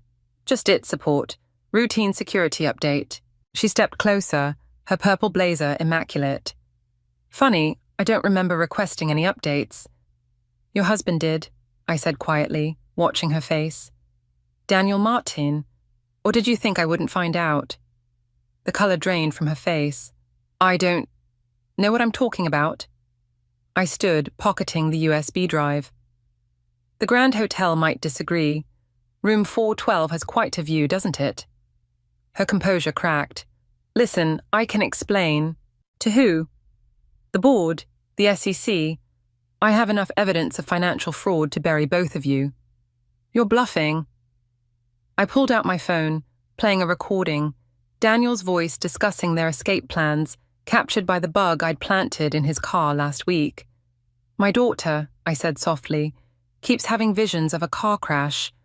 Funny how children sometimes know things before they happen. Sophie's hand trembled as she reached for her desk phone. I wouldn't, I warned, unless you want these files sent to every board member right now. 1 click. I held up my phone. Your choice. The phone clattered back into its cradle. Smart girl. I moved toward the door. Oh, and Sophie, purple isn't your color. Back in my car, my hands finally started shaking. Rachel's text lit up my phone. Daniel's looking for you, says it's urgent. Another message popped up, from our babysitter. Mia won't stop crying, keeps saying something bad is coming. I started the engine, my mind racing. The evidence I'd gathered would destroy them both professionally. But Mia's warnings about the crash haunted me. Was I pushing too far, or not far enough? My phone rang. Daniel. I let it go to voicemail, then played his message. Elizabeth, we need to talk. I know you were in the building today. Whatever you think you know, please just come home. We can fix this. Fix this, as if our marriage was just another business deal he could negotiate. I pulled out of the parking garage into the rain, heading for Mia's school. Behind me, a car engine revved aggressively. In my rearview mirror, I caught a flash of purple. Sophie's car, gaining speed. Mia's voice echoed in my head. A car crash. But we can change it, Mummy. I gripped the steering wheel tighter, watching Sophie's car weave through traffic toward me. Time to find out if my daughter's visions could really be changed. The call came during Mia's ballet class. My mother had collapsed at the grocery store. Massive heart attack. By the time I reached the hospital, she was gone. Just like that, as if the universe needed to pile on one more cruel joke. I stood in the hospital corridor, my phone buzzing with Daniel's messages. In a meeting, can't get away, handle the arrangements. Handle the arrangements. Like it was just another task on his to-do list. Mia sat in the plastic chair beside me, her ballet tutu still on, small fingers tracing patterns on the armrest. Grandma says she's sorry she didn't warn us. My head snapped up. What did you say? She's here. Mia pointed to the empty chair across from us. She says to check her garden shed. There's something you need to see. That night, after leaving Mia with Rachel, I drove to my mother's house. The garden shed's key was where it had always been, under a ceramic frog. Inside, beneath gardening tools and old flower pots, I found a locked metal box. The combination was my birthday. Mom had always been sentimental that way. Inside were letters, dozens of them, recent ones, all addressed to me, never sent. As I read, my hands began to shake. Elizabeth, I've seen him with her, the young woman in purple. I didn't know how to tell you. He reminds me so much of your father before he left. The last letter was dated 3 days ago. I confronted him today. He laughed it off, but there was something in his eyes that scared me. Be careful, sweetheart. People who hide secrets that deep can be dangerous when cornered. My phone lit up. Daniel again. Where are you? We need to talk about the funeral arrangements. I texted back. Mom's house, cleaning out some things. His response came quickly. Stay there, coming to help. 20 minutes later, headlights swept across the shed window. I heard car doors, plural. Voices drifted through the evening air. Are you sure she knows? Sophie's voice. The way she looked at me today. We need those letters. Daniel's reply sent ice through my veins. They knew. Somehow they knew about Mom's letters. Had they been watching her too? I slipped the letters into my jacket and moved deeper into the shed's shadows. Through a crack in the door, I watched them approach the house. Daniel tried his key. The one Mom had asked him to return months ago, claiming she'd lost it. Check the garden, he ordered Sophie. Her mother was always puttering around out here. Sophie's heels clicked on the path, getting closer to the shed. I pressed myself against the wall, heart pounding. The doorknob turned. A child's voice cut through the darkness. Daddy? Why are you at Grandma's house? Mia stood in the garden, still in her ballet clothes. Rachel stood behind her, arms crossed. I thought you were handling the funeral arrangements, Rachel said, her voice sharp with accusation. Daniel stepped away from the house. We were just... We? Rachel's eyebrows rose as Sophie emerged from behind a hedge. The lady in purple, Mia said clearly. The one from the trunk. Grandma says she's dangerous. Sophie's face went white. What is she talking about? I pushed open the shed door, letters clutched to my chest. She's talking about you, Sophie. You and Daniel, and how you both knew my mother was on to you. Daniel moved toward me, hands raised. Elizabeth, whatever you think. She had a heart attack right after confronting you. My voice cracked. What did you say to her, Daniel? What did you do? Nothing. It was just a coincidence. Like the offshore accounts, the escape plans, the convenient timing of her death. Sophie backed away, her purple blazer luminous in the gathering dark. Daniel, you said this would be simple. Simple? I laughed, and the sound frightened even me.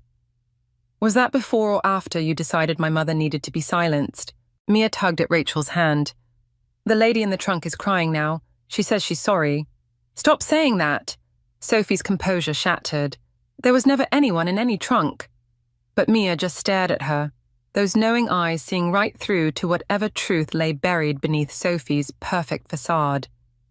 I pulled out my phone, finger hovering over a number. The police would be very interested in these letters, and the financial records, and maybe a toxicology report on my mother. Daniel lunged for the phone.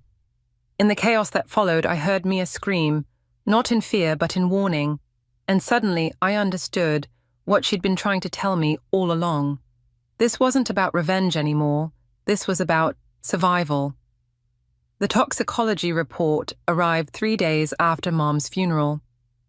Daniel hadn't bothered to attend, claimed he was stuck in meetings. Sophie had sent flowers, though, purple orchids. The irony wasn't lost on me. Traces of digitalis, the medical examiner said over the phone. Foxglove, common garden plant, but lethal in the right dose. Could be accidental. But we both knew it wasn't. Mom's garden didn't have foxglove, never had. I sat in my car outside the Grand Hotel, watching the entrance through a haze of exhaustion. 3 nights of surveillance had revealed their pattern, every Tuesday and Thursday, like clockwork. Room 412. My phone buzzed. Rachel.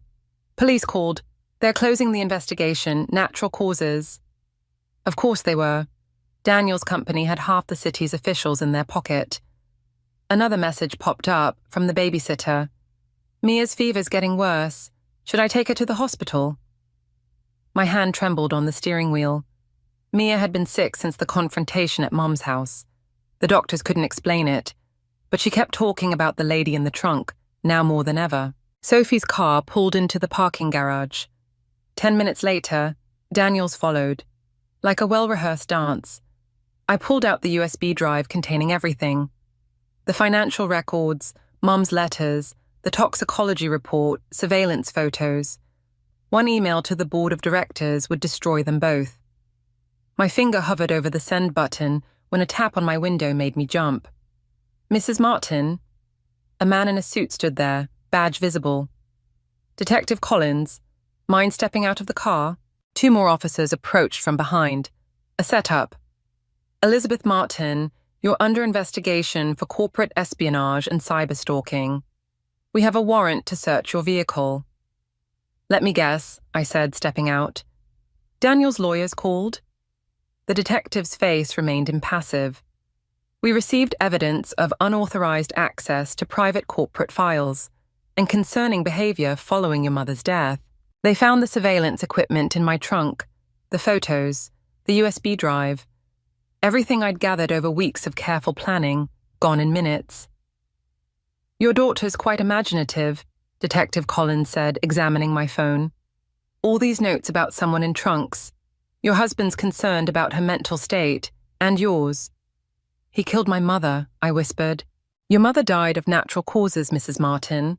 The medical examiner confirmed it. He paused. Though your recent internet searches about digitalis are interesting. My blood ran cold. They'd twisted everything around, made me look like the unstable one, the threat. My phone rang. The babysitter again.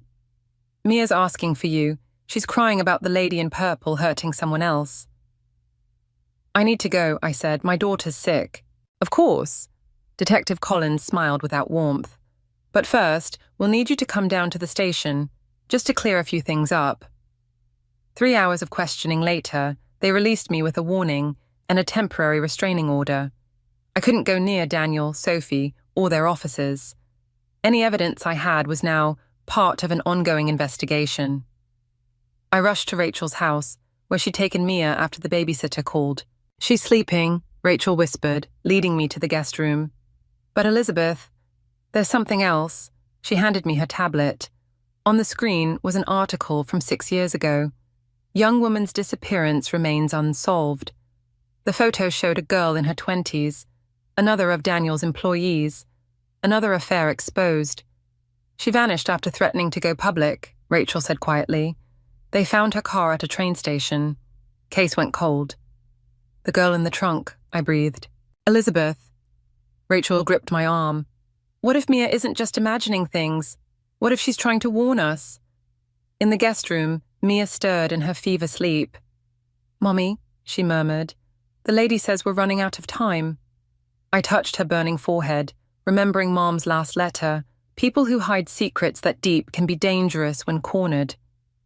My phone lit up with a final message from Daniel. It's over, Elizabeth. Don't make this worse than it already is. But as I watched Mia toss in her troubled sleep, I realized it was far from over. I'd been playing their game, surveillance, evidence, legal channels. But they'd already rigged those rules. Time to make some new ones. The Mercedes purred along the coastal highway, Daniel behind the wheel, thinking this was his idea. A reconciliation drive, he'd called it. Just the three of us, like old times. Mia sat in her car seat, unusually quiet, watching the sunset paint the ocean blood red. I kept my hands folded in my lap, feeling the weight of the USB drive in my pocket, the one copy the police hadn't found.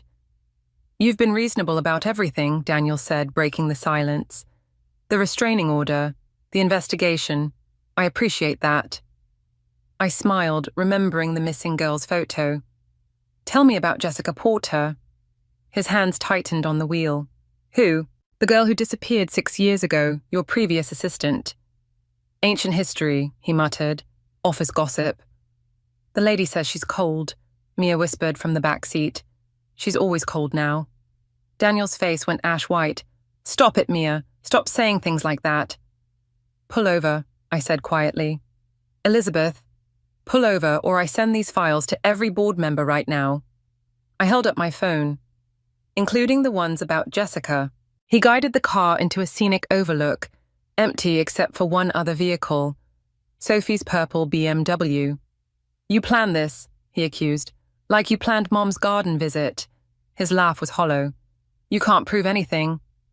The trunk, Daddy, Mia said. She wants out of the trunk. Daniel's composure cracked. Shut up. Just shut up. Sophie emerged from her car, wearing that familiar purple blazer. Daniel, what's going on? I stepped out of the Mercedes, USB drive in hand. Show her, Daniel. Show her what happened to the last one who threatened to expose you. He said you disappeared, Sophie said slowly. Took a settlement. Moved abroad. Jessica Porter never left the country, I said. Did she, Daniel? His face twisted. You've lost your mind. All this conspiracy nonsense. The lady says check the trunk, Mia interrupted. Her trunk, Daddy. The one you locked. Sophie's eyes widened. What trunk? His storage unit, I said. The one he rented 6 years ago, paid in cash. I found the receipt in Mom's letters. Sophie backed away from Daniel. What did you do? Nothing. They're crazy, both of them. But his voice shook. I held up my phone again. The police are on their way. Real police this time, not your bought friends. They're reopening Jessica's case. Daniel lunged for my phone. I sidestepped, but he grabbed my arm, spinning me toward the cliff's edge. Sophie screamed. Then Mia's voice cut through everything. The lady says now, Mummy. Open it now. I pressed send. Daniel's phone buzzed, then Sophie's, then every device within range as the emergency alert went out. Missing person update, Jessica Porter. Police sirens wailed in the distance. Daniel's grip loosened. You can't prove anything, he whispered, but his eyes darted to Sophie's car. Check her trunk, I told the approaching officers. The purple BMW. He borrowed her car that week, didn't you, Daniel? Sophie fumbled for her keys, hands shaking. No, he wouldn't. The trunk popped open. Later, they'd find traces. DNA. Fibers. Enough to reopen everything. Jessica's disappearance, Mom's death, all of it. But in that moment, as Daniel fell to his knees and Sophie backed away in horror, all I could hear was Mia's soft voice. The lady says thank you, Mommy. She can rest now. Daniel looked up at me, defeated. How? How did you know? You taught me well, I said. about hiding things in plain sight, about using people's weaknesses against them. I touched Mia's shoulder, about underestimating the ones closest to you. The police moved in with handcuffs as the sun finally set, painting everything in shadows. Sophie sobbed against her car, mascara running in purple-black streaks. Was any of it real? I asked Daniel as they led him away. Any of it at all? He stopped, looking back at Mia. She really sees her, doesn't she? In the trunk? She sees everything, Daniel. Everything you tried to hide. As the police cars pulled away, Mia took my hand. The lady's smiling now, Mommy. She's not cold anymore. I squeezed her hand, watching the Mercedes gleam in the twilight. Some trunks, once opened, can never be closed again. But maybe that's how the truth finally gets free. The courtroom emptied slowly after Daniel's sentencing. Life without parole. Justice served in clean, measured words that couldn't begin to capture what he'd done to Jessica Porter, to my mother, to all of us. Sophie had taken a plea deal, trading testimony for immunity. Last I heard, she'd moved across the country, leaving her purple blazers and corporate ambitions behind. I lingered in the wooden pew-like benches, watching Daniel's parents hurry out, unable to meet my eyes. The evidence had been overwhelming. DNA, financial records, witness testimony. But it was Mia's words that had cracked him on the stand. The lady in the trunk forgives you, Daddy. He'd broken down then, confessing everything. How Jessica had threatened to expose their affair and his financial fraud. How one push had led to another. How my mother had figured it out, confronted him with proof. How the foxglove had seemed like his only option. Rachel touched my shoulder. Ready? I nodded, gathering my bag. As we walked out into the autumn sunshine, she hesitated. There's something you should know, she said. About Mia's abilities. I know, I replied. About Mom. Rachel's eyes widened. How? Found her diary last week. She had them too. The visions, the warnings. That's how she knew about Jessica, about Daniel. I smiled faintly. Guess it runs in the family. Elizabeth. Rachel gripped my arm. The police found something else in Sophie's trunk. Recent. My blood ran cold. What? A purple scarf, and digitalis, the same kind that killed Mom. The pieces clicked into place. Sophie wasn't just covering for Daniel. She was learning from him. At home, Mia sat at her little desk drawing. Pictures of women in purple, of trunks and gardens, of secrets finally seeing daylight. The ladies are quiet now, she said without looking up, but they say there are others. Other trunks. Other secrets. I picked up one of her drawings. A detailed sketch of a car trunk, a purple scarf, a garden full of foxglove. Evidence that had been there all along, if only we'd known how to see it. My phone buzzed. A text from Detective Collins. Found 3 more cases, similar pattern, different cities. Want to consult? I looked at Mia, still drawing her truths in crayon and coloured pencil. What do you think, sweetheart? Should we help other ladies in trunks? She nodded, adding a final touch to her artwork, a key drawn in purple, unlocking something dark. That night, I sat in Mom's garden where it had all started. The foxglove was gone now, replaced with roses, red ones, Mia's choice. The garden shed stood empty, its secrets already told. Rachel joined me, 2 glasses of wine in hand. You know, most people would move away, start fresh. Most people don't have what we have. A gift or a curse. I thought about Daniel in his prison cell, about Sophie somewhere out there, about all the other trunks still waiting to be opened. Both, I said finally. Mom knew it. That's why she kept watching, kept digging. Some secrets need to stay buried. Others need someone to let them out, Rachel finished. Inside, Mia's nightlight cast shadows on her bedroom wall, shapes that might have been women dancing, or keys turning, or truth finally breaking free. I touched the scar on my wrist where Daniel had grabbed me that last day on the cliff. It was fading now, like his hold on our lives. But some marks remain, reminding us of what we've survived, what we've learned, what we've become. My phone buzzed again. Another case, another city, another trunk waiting to be opened. I thought of Jessica Porter, finally laid to rest. Of Mom, watching over us through Mia's eyes. Of all the others still waiting for someone to hear their whispers. "The lady says we're ready," Mia called from her room, her voice carrying that familiar certainty. I smiled, picking up my old investigator's badge from the garden table. Sometimes the best revenge isn't about destroying your enemies. Sometimes it's about becoming exactly what they feared you'd be. The one who sees their secrets, who hears the whispers, who opens the trunks they thought would stay locked forever. "Yes," I said, watching the roses sway in the evening breeze. "We're ready." The needle slips through the fabric with practiced ease, each stitch a tiny rebellion against the chaos swirling around me. The community center hums with excited chatter as dozens of women work on their quilts for the annual charity auction. I'm supposed to be teaching them, but right now, I can barely keep my own hands steady. "Brooklyn, honey, are you feeling all right?" Emma's voice cuts through my concentration. "You look pale." I force a smile, though the fluorescent lights above seem to spin. "I'm fine, just need some water." That's when I hear his voice, Michael, cutting through the background noise like a knife. He's not supposed to be here. This is my sanctuary, my escape. But there he stands in his perfectly pressed suit, phone in hand, talking loudly enough for everyone to hear. No, you don't understand. I never loved her. It was always about maintaining appearances. The whole marriage was a facade. The room goes quiet. Every head turns. The quilt slips from my fingers as my world narrows to a pinpoint. I try to stand, but my legs won't cooperate. The floor rushes up to meet me. "Someone help her!" Emma calls out. But Michael just laughs. That hollow, cruel sound I've grown to hate. Classic Brooklyn, always with the dramatics. This is exactly why I couldn't stay.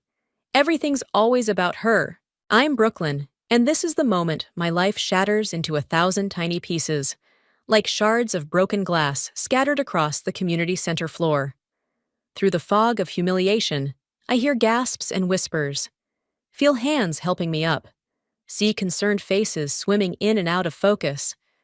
But all I can focus on is Michael, standing there with that smirk I once found charming. "You didn't have to do this here," I managed to say, my voice barely above a whisper. "Where else would I find you? You're always at these pathetic little sewing circles." He waves his hand dismissively at the half-finished quilts. "Playing teacher to a bunch of housewives when you could have been something more. I tried to help you aim higher, but you never listened."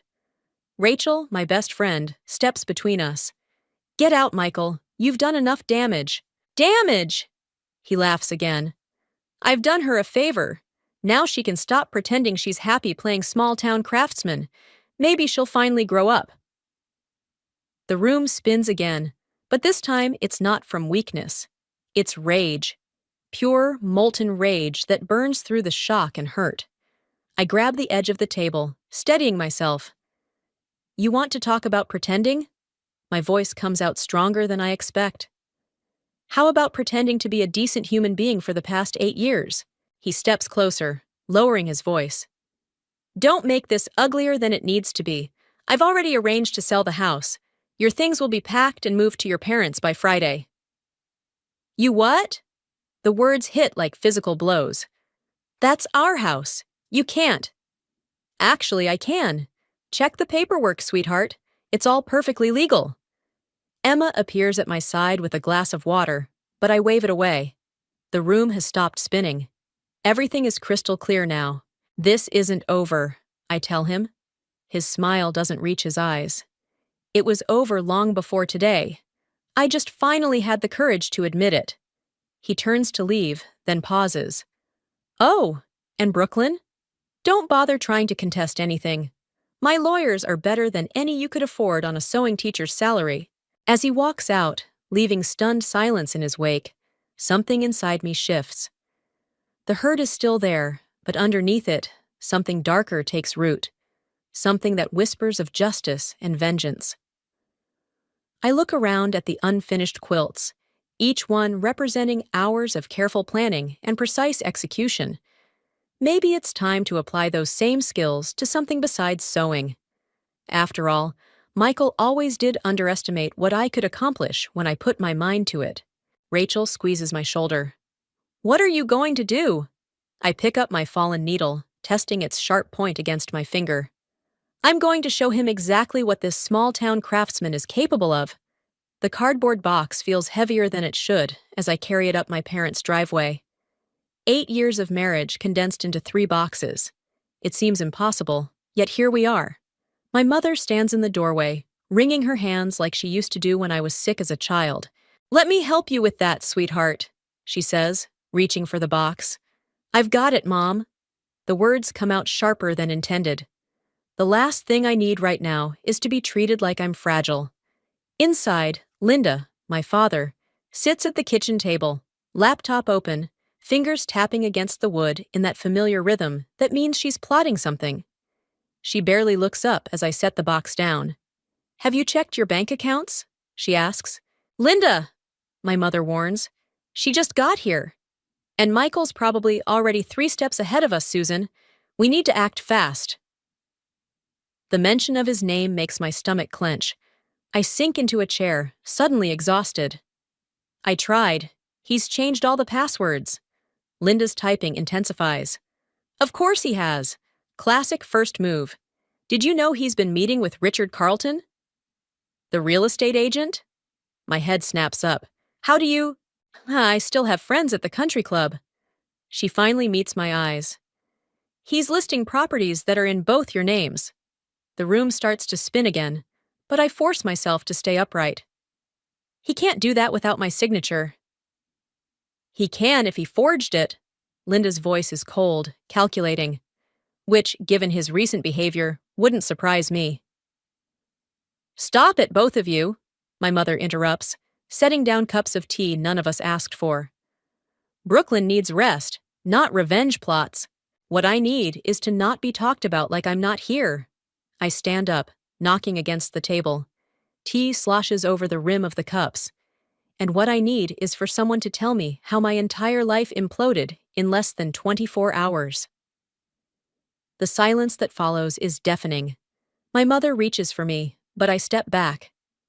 "I'll be in my old room," I mutter, heading for the stairs. "Brooklyn," Linda calls after me. "Rachel called while you were getting your things. She's worried about you." Of course she is. Everyone's worried about me. Poor, naive Brooklyn, who couldn't see what was happening right in front of her face. I'm halfway up the stairs when I hear them start arguing. "She needs time to process," my mother insists. "What she needs is to protect herself before he takes everything," Linda counters. "You didn't see his face at that charity event, Susan. This isn't just about leaving her. He wants to destroy her." Their voices fade as I reach my childhood bedroom. Everything's exactly as I left it. Debate team trophies, old sewing projects, photos of— I rip the prom picture off the wall before I can think about it too much. My phone buzzes. Rachel. "I'm fine," I answer before she can ask. "No, you're not." Her counselor voice. "But that's okay. What's not okay is you ghosting everyone who cares about you." I sit on the edge of my bed, running my fingers over the familiar quilt pattern. "I just need— If you say time, I'm coming over there right now." She pauses. "Actually, I'm coming over anyway. Your mom called me." "Of course she did." I lie back, staring at the ceiling. "Did she tell you about the real estate agent too?" "No, but Emma did. Apparently Michael's been busy. He's already got 3 properties listed." Something inside me snaps. 3? We only own 2 properties. Rachel's silence speaks volumes. Unless— The realization hits like a punch to the gut. "He's selling my studio, isn't he? The one I inherited from Grandma?" "Brooklyn!" "I'll call you back." I hang up before she can protest, practically flying down the stairs. Linda's already pulling up property records when I reach the kitchen. "I was wondering when you'd figure it out." "He can't sell that studio. It's not even in his name." "No," Linda agrees, turning the laptop so I can see. "But 3 months ago you signed it over to him. Or at least, someone signed your name." The forgery is good, really good, but the signature isn't mine. My mother touches my shoulder. Honey, maybe we should. Don't, I cut her off, my voice steady despite the rage building inside me. Don't tell me to calm down. Don't tell me to take the high road. I look at Linda. You still have contacts at the DA's office? She nods, a small, satisfied smile playing at her lips. Good. Because Michael's right about one thing. This isn't over, not by a long shot. The lock to my grandmother's studio clicks open, and my heart stops. Everything's wrong. The familiar scent of fabric and creativity is gone, replaced by the sterile smell of cleaning products. The walls are bare, no inspiration boards, no vintage patterns, no photographs of 3 generations of sewists. They cleared it out yesterday. A voice startles me. I turn to find a man standing in the doorway, tall, dark-haired, wearing paint-splattered jeans. I'm Jason. I work in the studio next door. My fingers curl into fists. Who cleared it out? Some guys in a moving truck. Had paperwork and everything? He hesitates. Your husband was supervising. The word husband burns like acid. Ex-husband. Right, sorry. Jason steps inside, hands in his pockets. They took everything except this. He reaches behind a radiator and pulls out a small wooden box. I grabbed it when they weren't looking. Seemed important. My grandmother's button box. The last thing she gave me before she died. Inside, generations of stories told through salvaged buttons, each one carefully labeled with its history. Thank you, I whisper, clutching the box. My phone buzzes. Linda. Brooklyn, where are you? The realtor's showing the studio in 20 minutes. I'm already here. My voice sounds strange, distant. It's empty. What? That's impossible. The showing isn't until... She stops. Don't move. I'm calling our lawyer. But I'm barely listening. Through the window, I can see Michael across the street, talking to a couple in business attire. He's wearing that fake smile, the one I used to think was charming. He's here, I tell Linda. With buyers.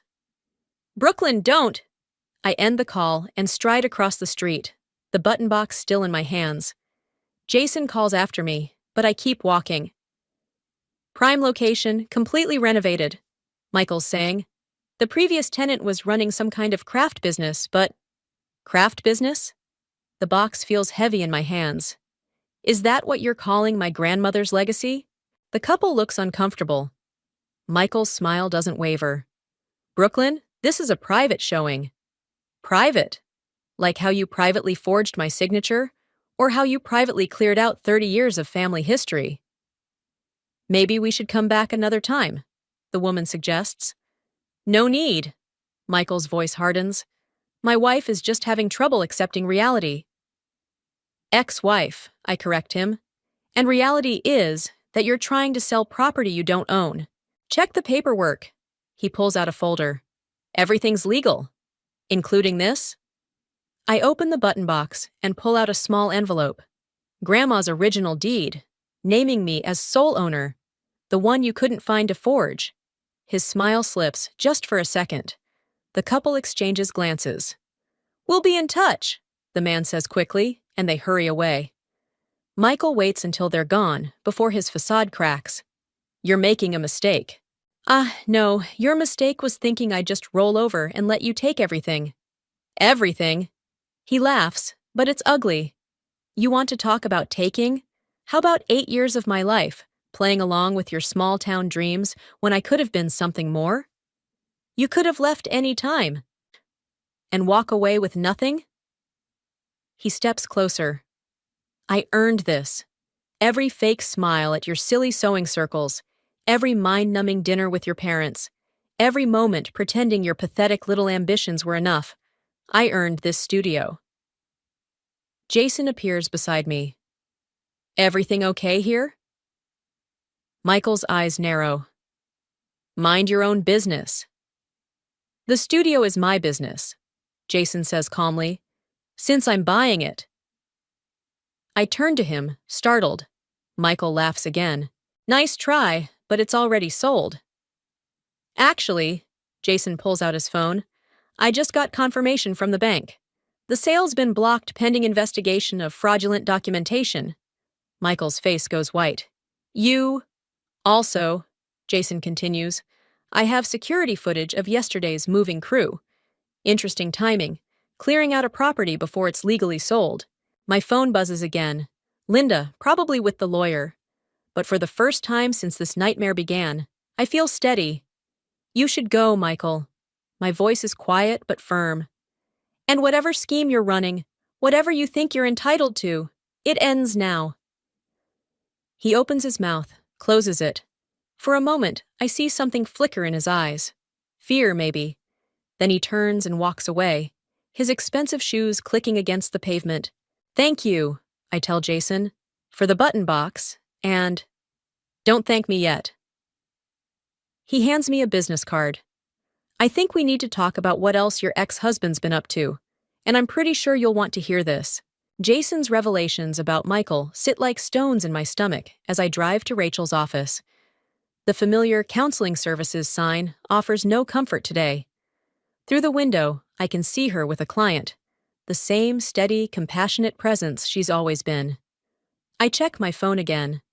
3 missed calls from Linda, 2 from Susan, a text from Emma about tomorrow's sewing class, and 1 email from Michael's lawyer, probably another threat wrapped in legal jargon. Rachel opens her door, ushering out her client. When she sees me, her professional smile falters. You look like hell. Thanks. I follow her inside, sinking into the worn leather chair. Did you know Michael's been monitoring my bank accounts? She closes the door carefully. How did you find out? Jason showed me the evidence. Michael's been tracking every transaction since before we separated. He knew exactly when to move against the studio because he was watching my finances. Rachel sits down, her counselor mask slipping. Brooklyn, don't. I hold up a hand. Don't tell me to take the high road. He's been planning this for months, maybe years. That's not what I was going to say. She leans forward. I need to tell you something, and you're not going to like it. My chest tightens. What? Michael came to see me, professionally, 6 months ago. The words hang in the air like smoke. I stand up, my legs unsteady. You're his therapist? Was. For 3 sessions. She won't meet my eyes. I terminated the relationship when I realized who he was. 3 sessions. I laugh, but it sounds wrong. While you were helping me plan my future, you were counseling my husband? Ex-husband, she corrects softly. And I couldn't tell you. Ethics. Ethics.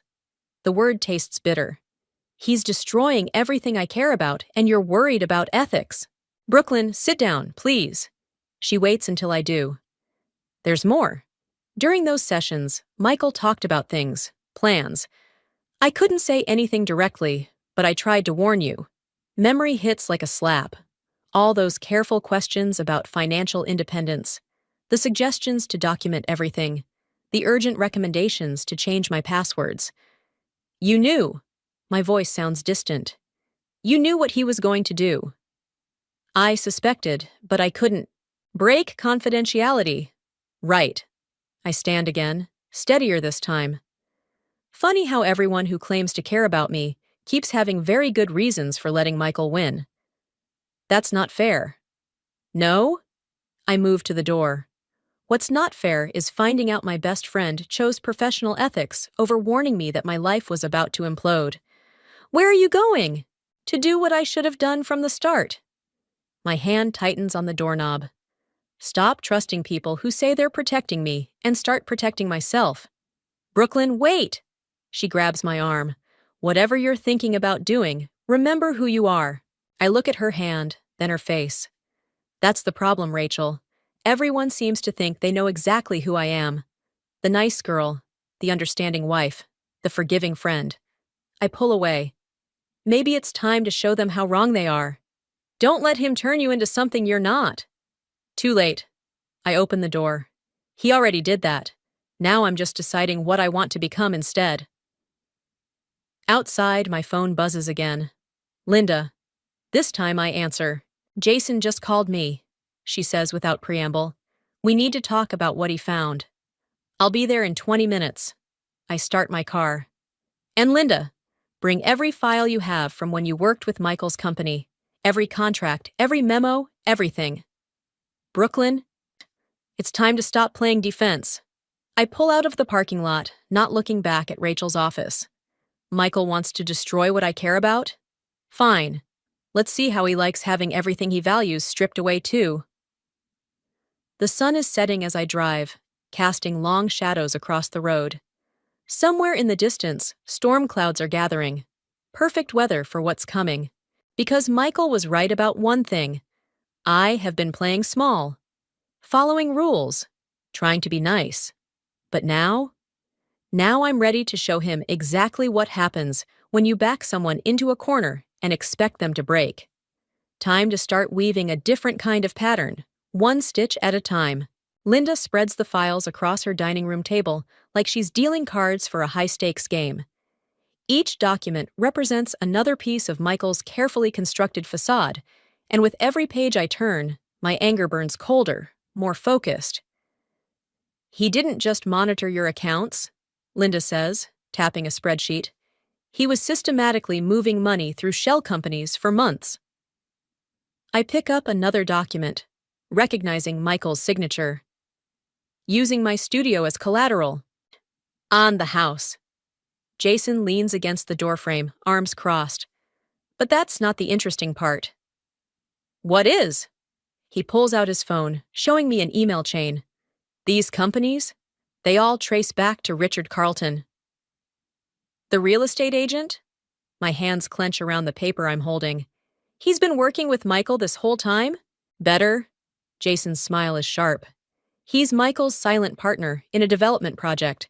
They're buying up properties all over town, including your grandmother's building. The pieces click together like a perfect seam. They're planning to demolish the historic district. Linda's typing furiously on her laptop. That would destroy half the local businesses. Including Emma's shop. My voice sounds strange, even to me. And the community center. Brooklyn. Susan appears in the doorway, concern etched on her face. Your sewing class is starting in 20 minutes. I'd forgotten. Tuesday night beginners class, where I teach people how to create something beautiful from scattered pieces. The irony isn't lost on me.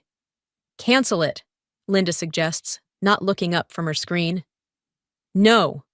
I gather my things, an idea taking shape. That's exactly where I need to be. Jason raises an eyebrow. You're going to teach a sewing class now? I'm going to start pulling threads.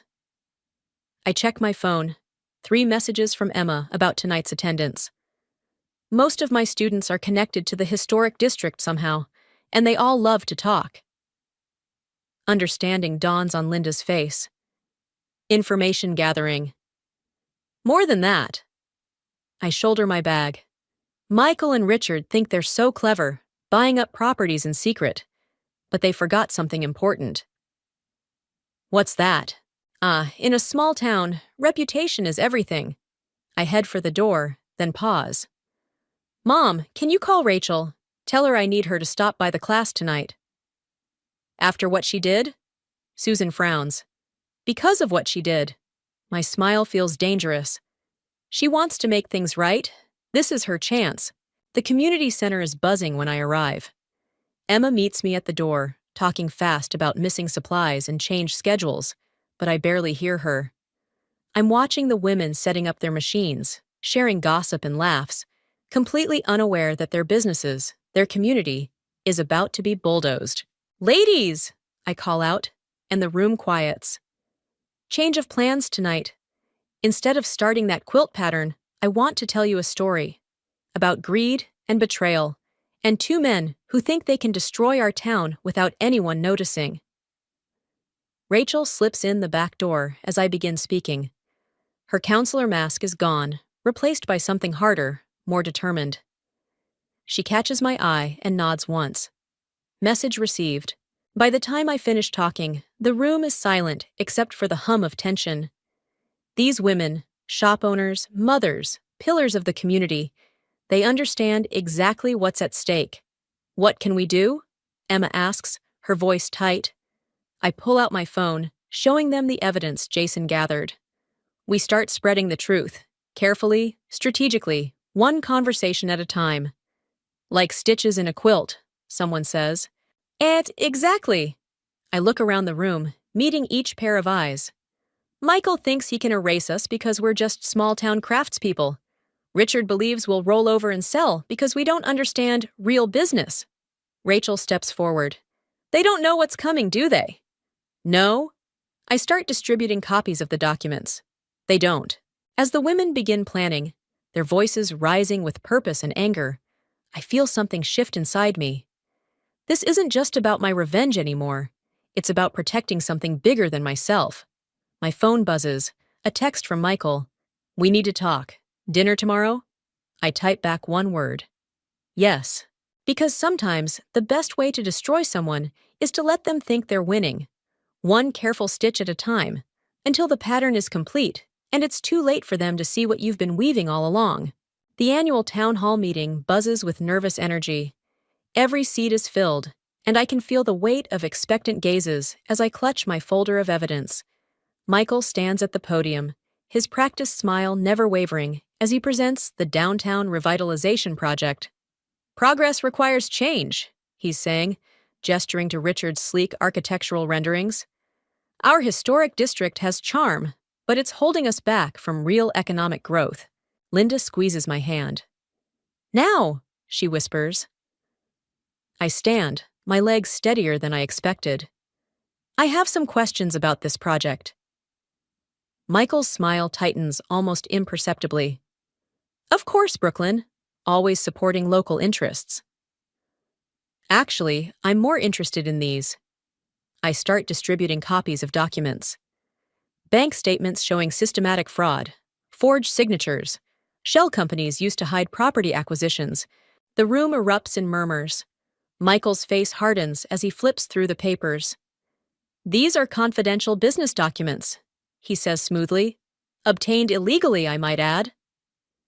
Nothing illegal about following a paper trail of fraud, Jason calls from the back. But Michael's smiling again, and something in his expression makes my stomach drop. Speaking of paper trails, he says, pulling out his phone, I have some interesting documents of my own. Emails, actually, between Brooklyn and various community members, planning to deliberately sabotage a legitimate business venture. The room goes quiet. I feel the shift in the air as people start looking at their copies of my evidence differently. That's not, I start, but he cuts me off. Conspiracy, defamation, tortious interference. He lists them like he's reading a shopping list, all documented in black and white. Your grandmother taught you to sew, Brooklyn, but I taught you how to keep records. Rachel stands up. Those emails were private conversations. Between my therapy client and other community members, Michael interrupts, which makes them privileged information that you illegally shared, Rachel. Interesting ethical position for a counselor. The room erupts again, but this time the voices are angry, confused, accusatory. I see Emma shrinking in her seat, other business owners avoiding my eyes. This isn't about emails, I say, fighting to keep my voice steady. It's about protecting our community. From what? Richard Carlton steps forward. From investment? Growth? Or just from your ex-husband moving on? You forged my signature, I snap. Prove it. Michael's voice is gentle, reasonable, without using illegally obtained documents or privileged communications. Prove any of it. The silence that follows is deafening. I look around the room, seeing doubt creep across faces that minutes ago were supportive. Linda starts to stand, but Michael's next words freeze her in place. Oh, and Linda, the board of directors would love to discuss how you accessed corporate files after your retirement. Tomorrow morning, perhaps? My carefully woven plan unravels thread by thread. Every ally I counted on is compromised, every piece of evidence tainted.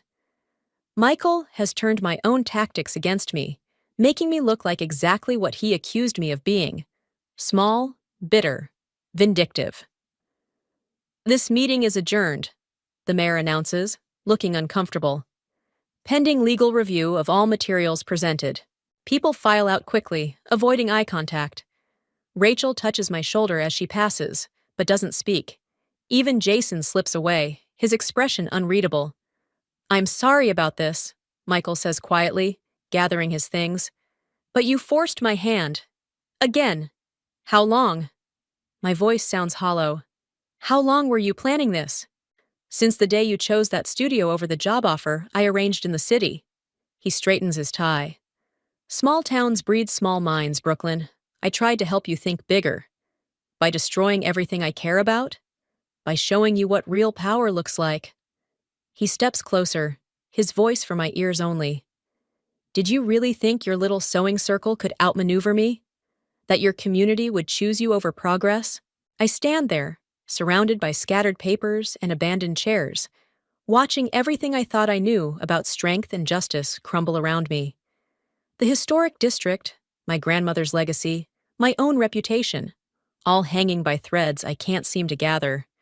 "The demolition starts next week," Michael says from the doorway. "You might want to find a new hobby. I hear knitting is therapeutic."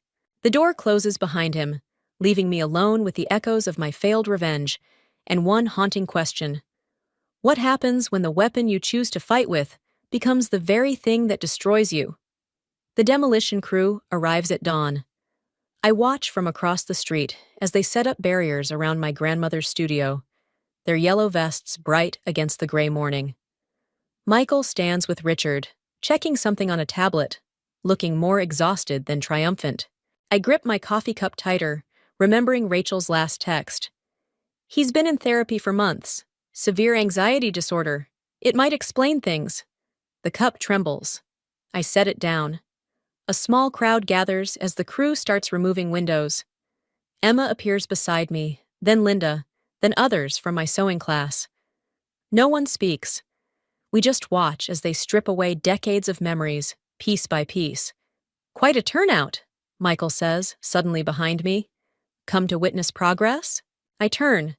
The shadows under his eyes are deeper than yesterday, his usual polish cracking at the edges. "Why didn't you tell me?" "Tell you what?"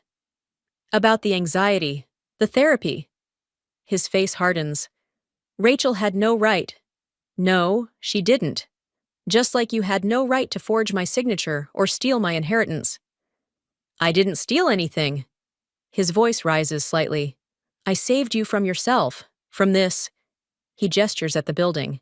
"This obsession with living small." A crash makes us both jump. The first wall starts coming down. "You know what's funny?"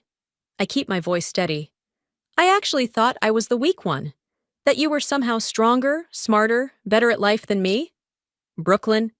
"But strong people don't need to destroy others to feel powerful, do they?" His laugh sounds hollow. "Says the woman who tried to destroy me at the town hall?" "No." I step closer. "I tried to expose the truth. You're the one who made it about destruction." Another crash. More of the wall crumbles. "The truth?" He runs a hand through his disheveled hair. "The truth is I couldn't breathe in this town. Every day watching you play house with your little sewing circles, pretending it was enough. It was enough for me. It was killing me." The words explode from him. The crowd stirs, watching. The panic attack started 3 years ago. Every morning, waking up knowing I'd waste another day in this cage you called home. The demolition pauses. Even the workers are watching now. "You could have talked to me," I say softly. "Like you talked to me? Before turning our private life into community gossip? That's different." "Is it?" His voice cracks. "You wanted revenge because I hurt you. I wanted freedom because this place was suffocating me. Tell me, Brooklyn, which of us is really the villain here?" The question hangs in the air like dust from the demolition. I look at the half-destroyed studio, then at the crowd. Linda's fierce protectiveness, Emma's quiet strength, even Rachel's complicated loyalty. All the threads that make up a life I chose, not settled for. "Neither of us," I finally say. "Or maybe both of us. But this?" I gesture at the demolition. "This isn't freedom, Michael. It's just another cage you're building for yourself." He stares at me for a long moment. Something shifts in his expression. Recognition, maybe, or resignation. "Stop the demolition," he calls out suddenly.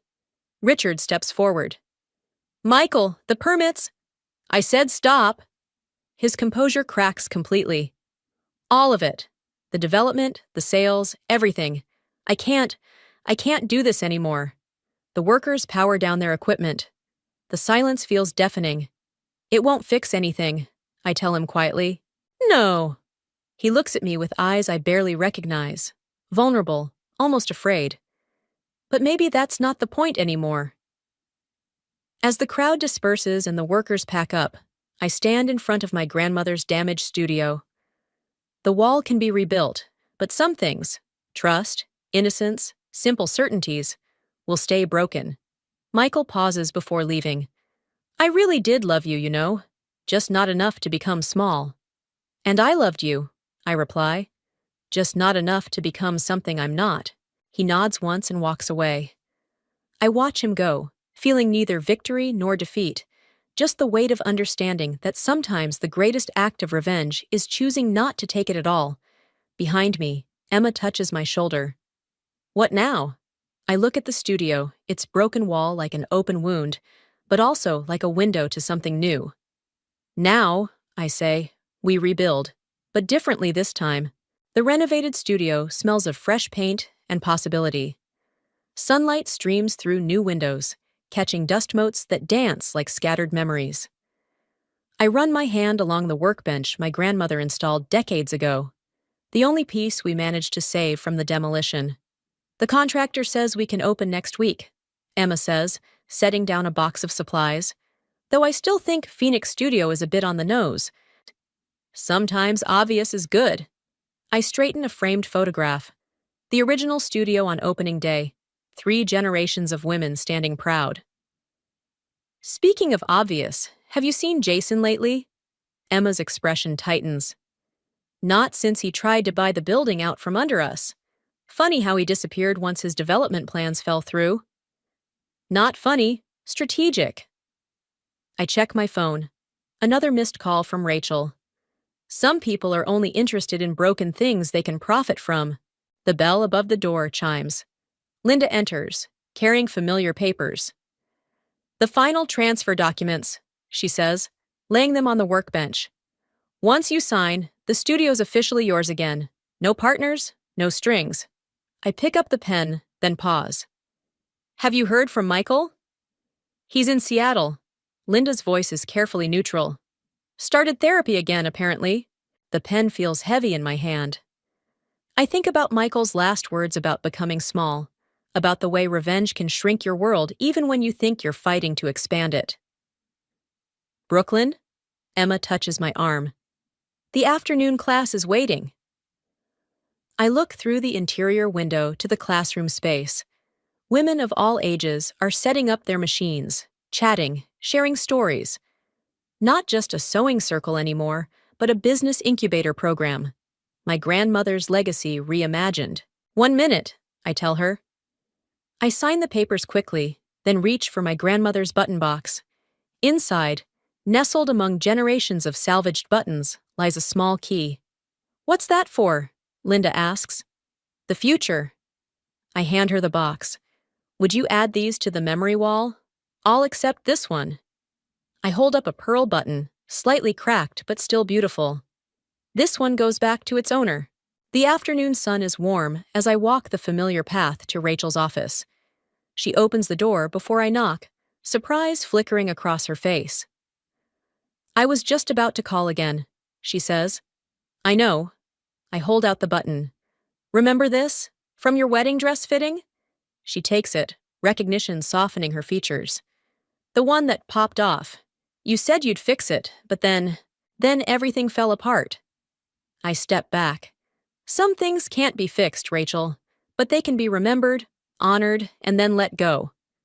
Understanding passes between us, years of friendship distilled into a single moment. The studio reopening, she says. Should I? Come, don't come. It's your choice.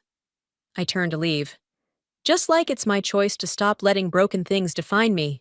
Back at the studio, the class is in full swing. Emma's teaching a new technique, her voice confident and clear. Linda and Susan sit in the back, working on a joint project for the first time in years.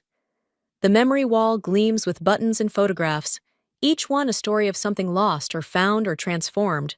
I take my place at the front workbench, the same spot where my grandmother taught me that every torn seam is an opportunity to create something stronger.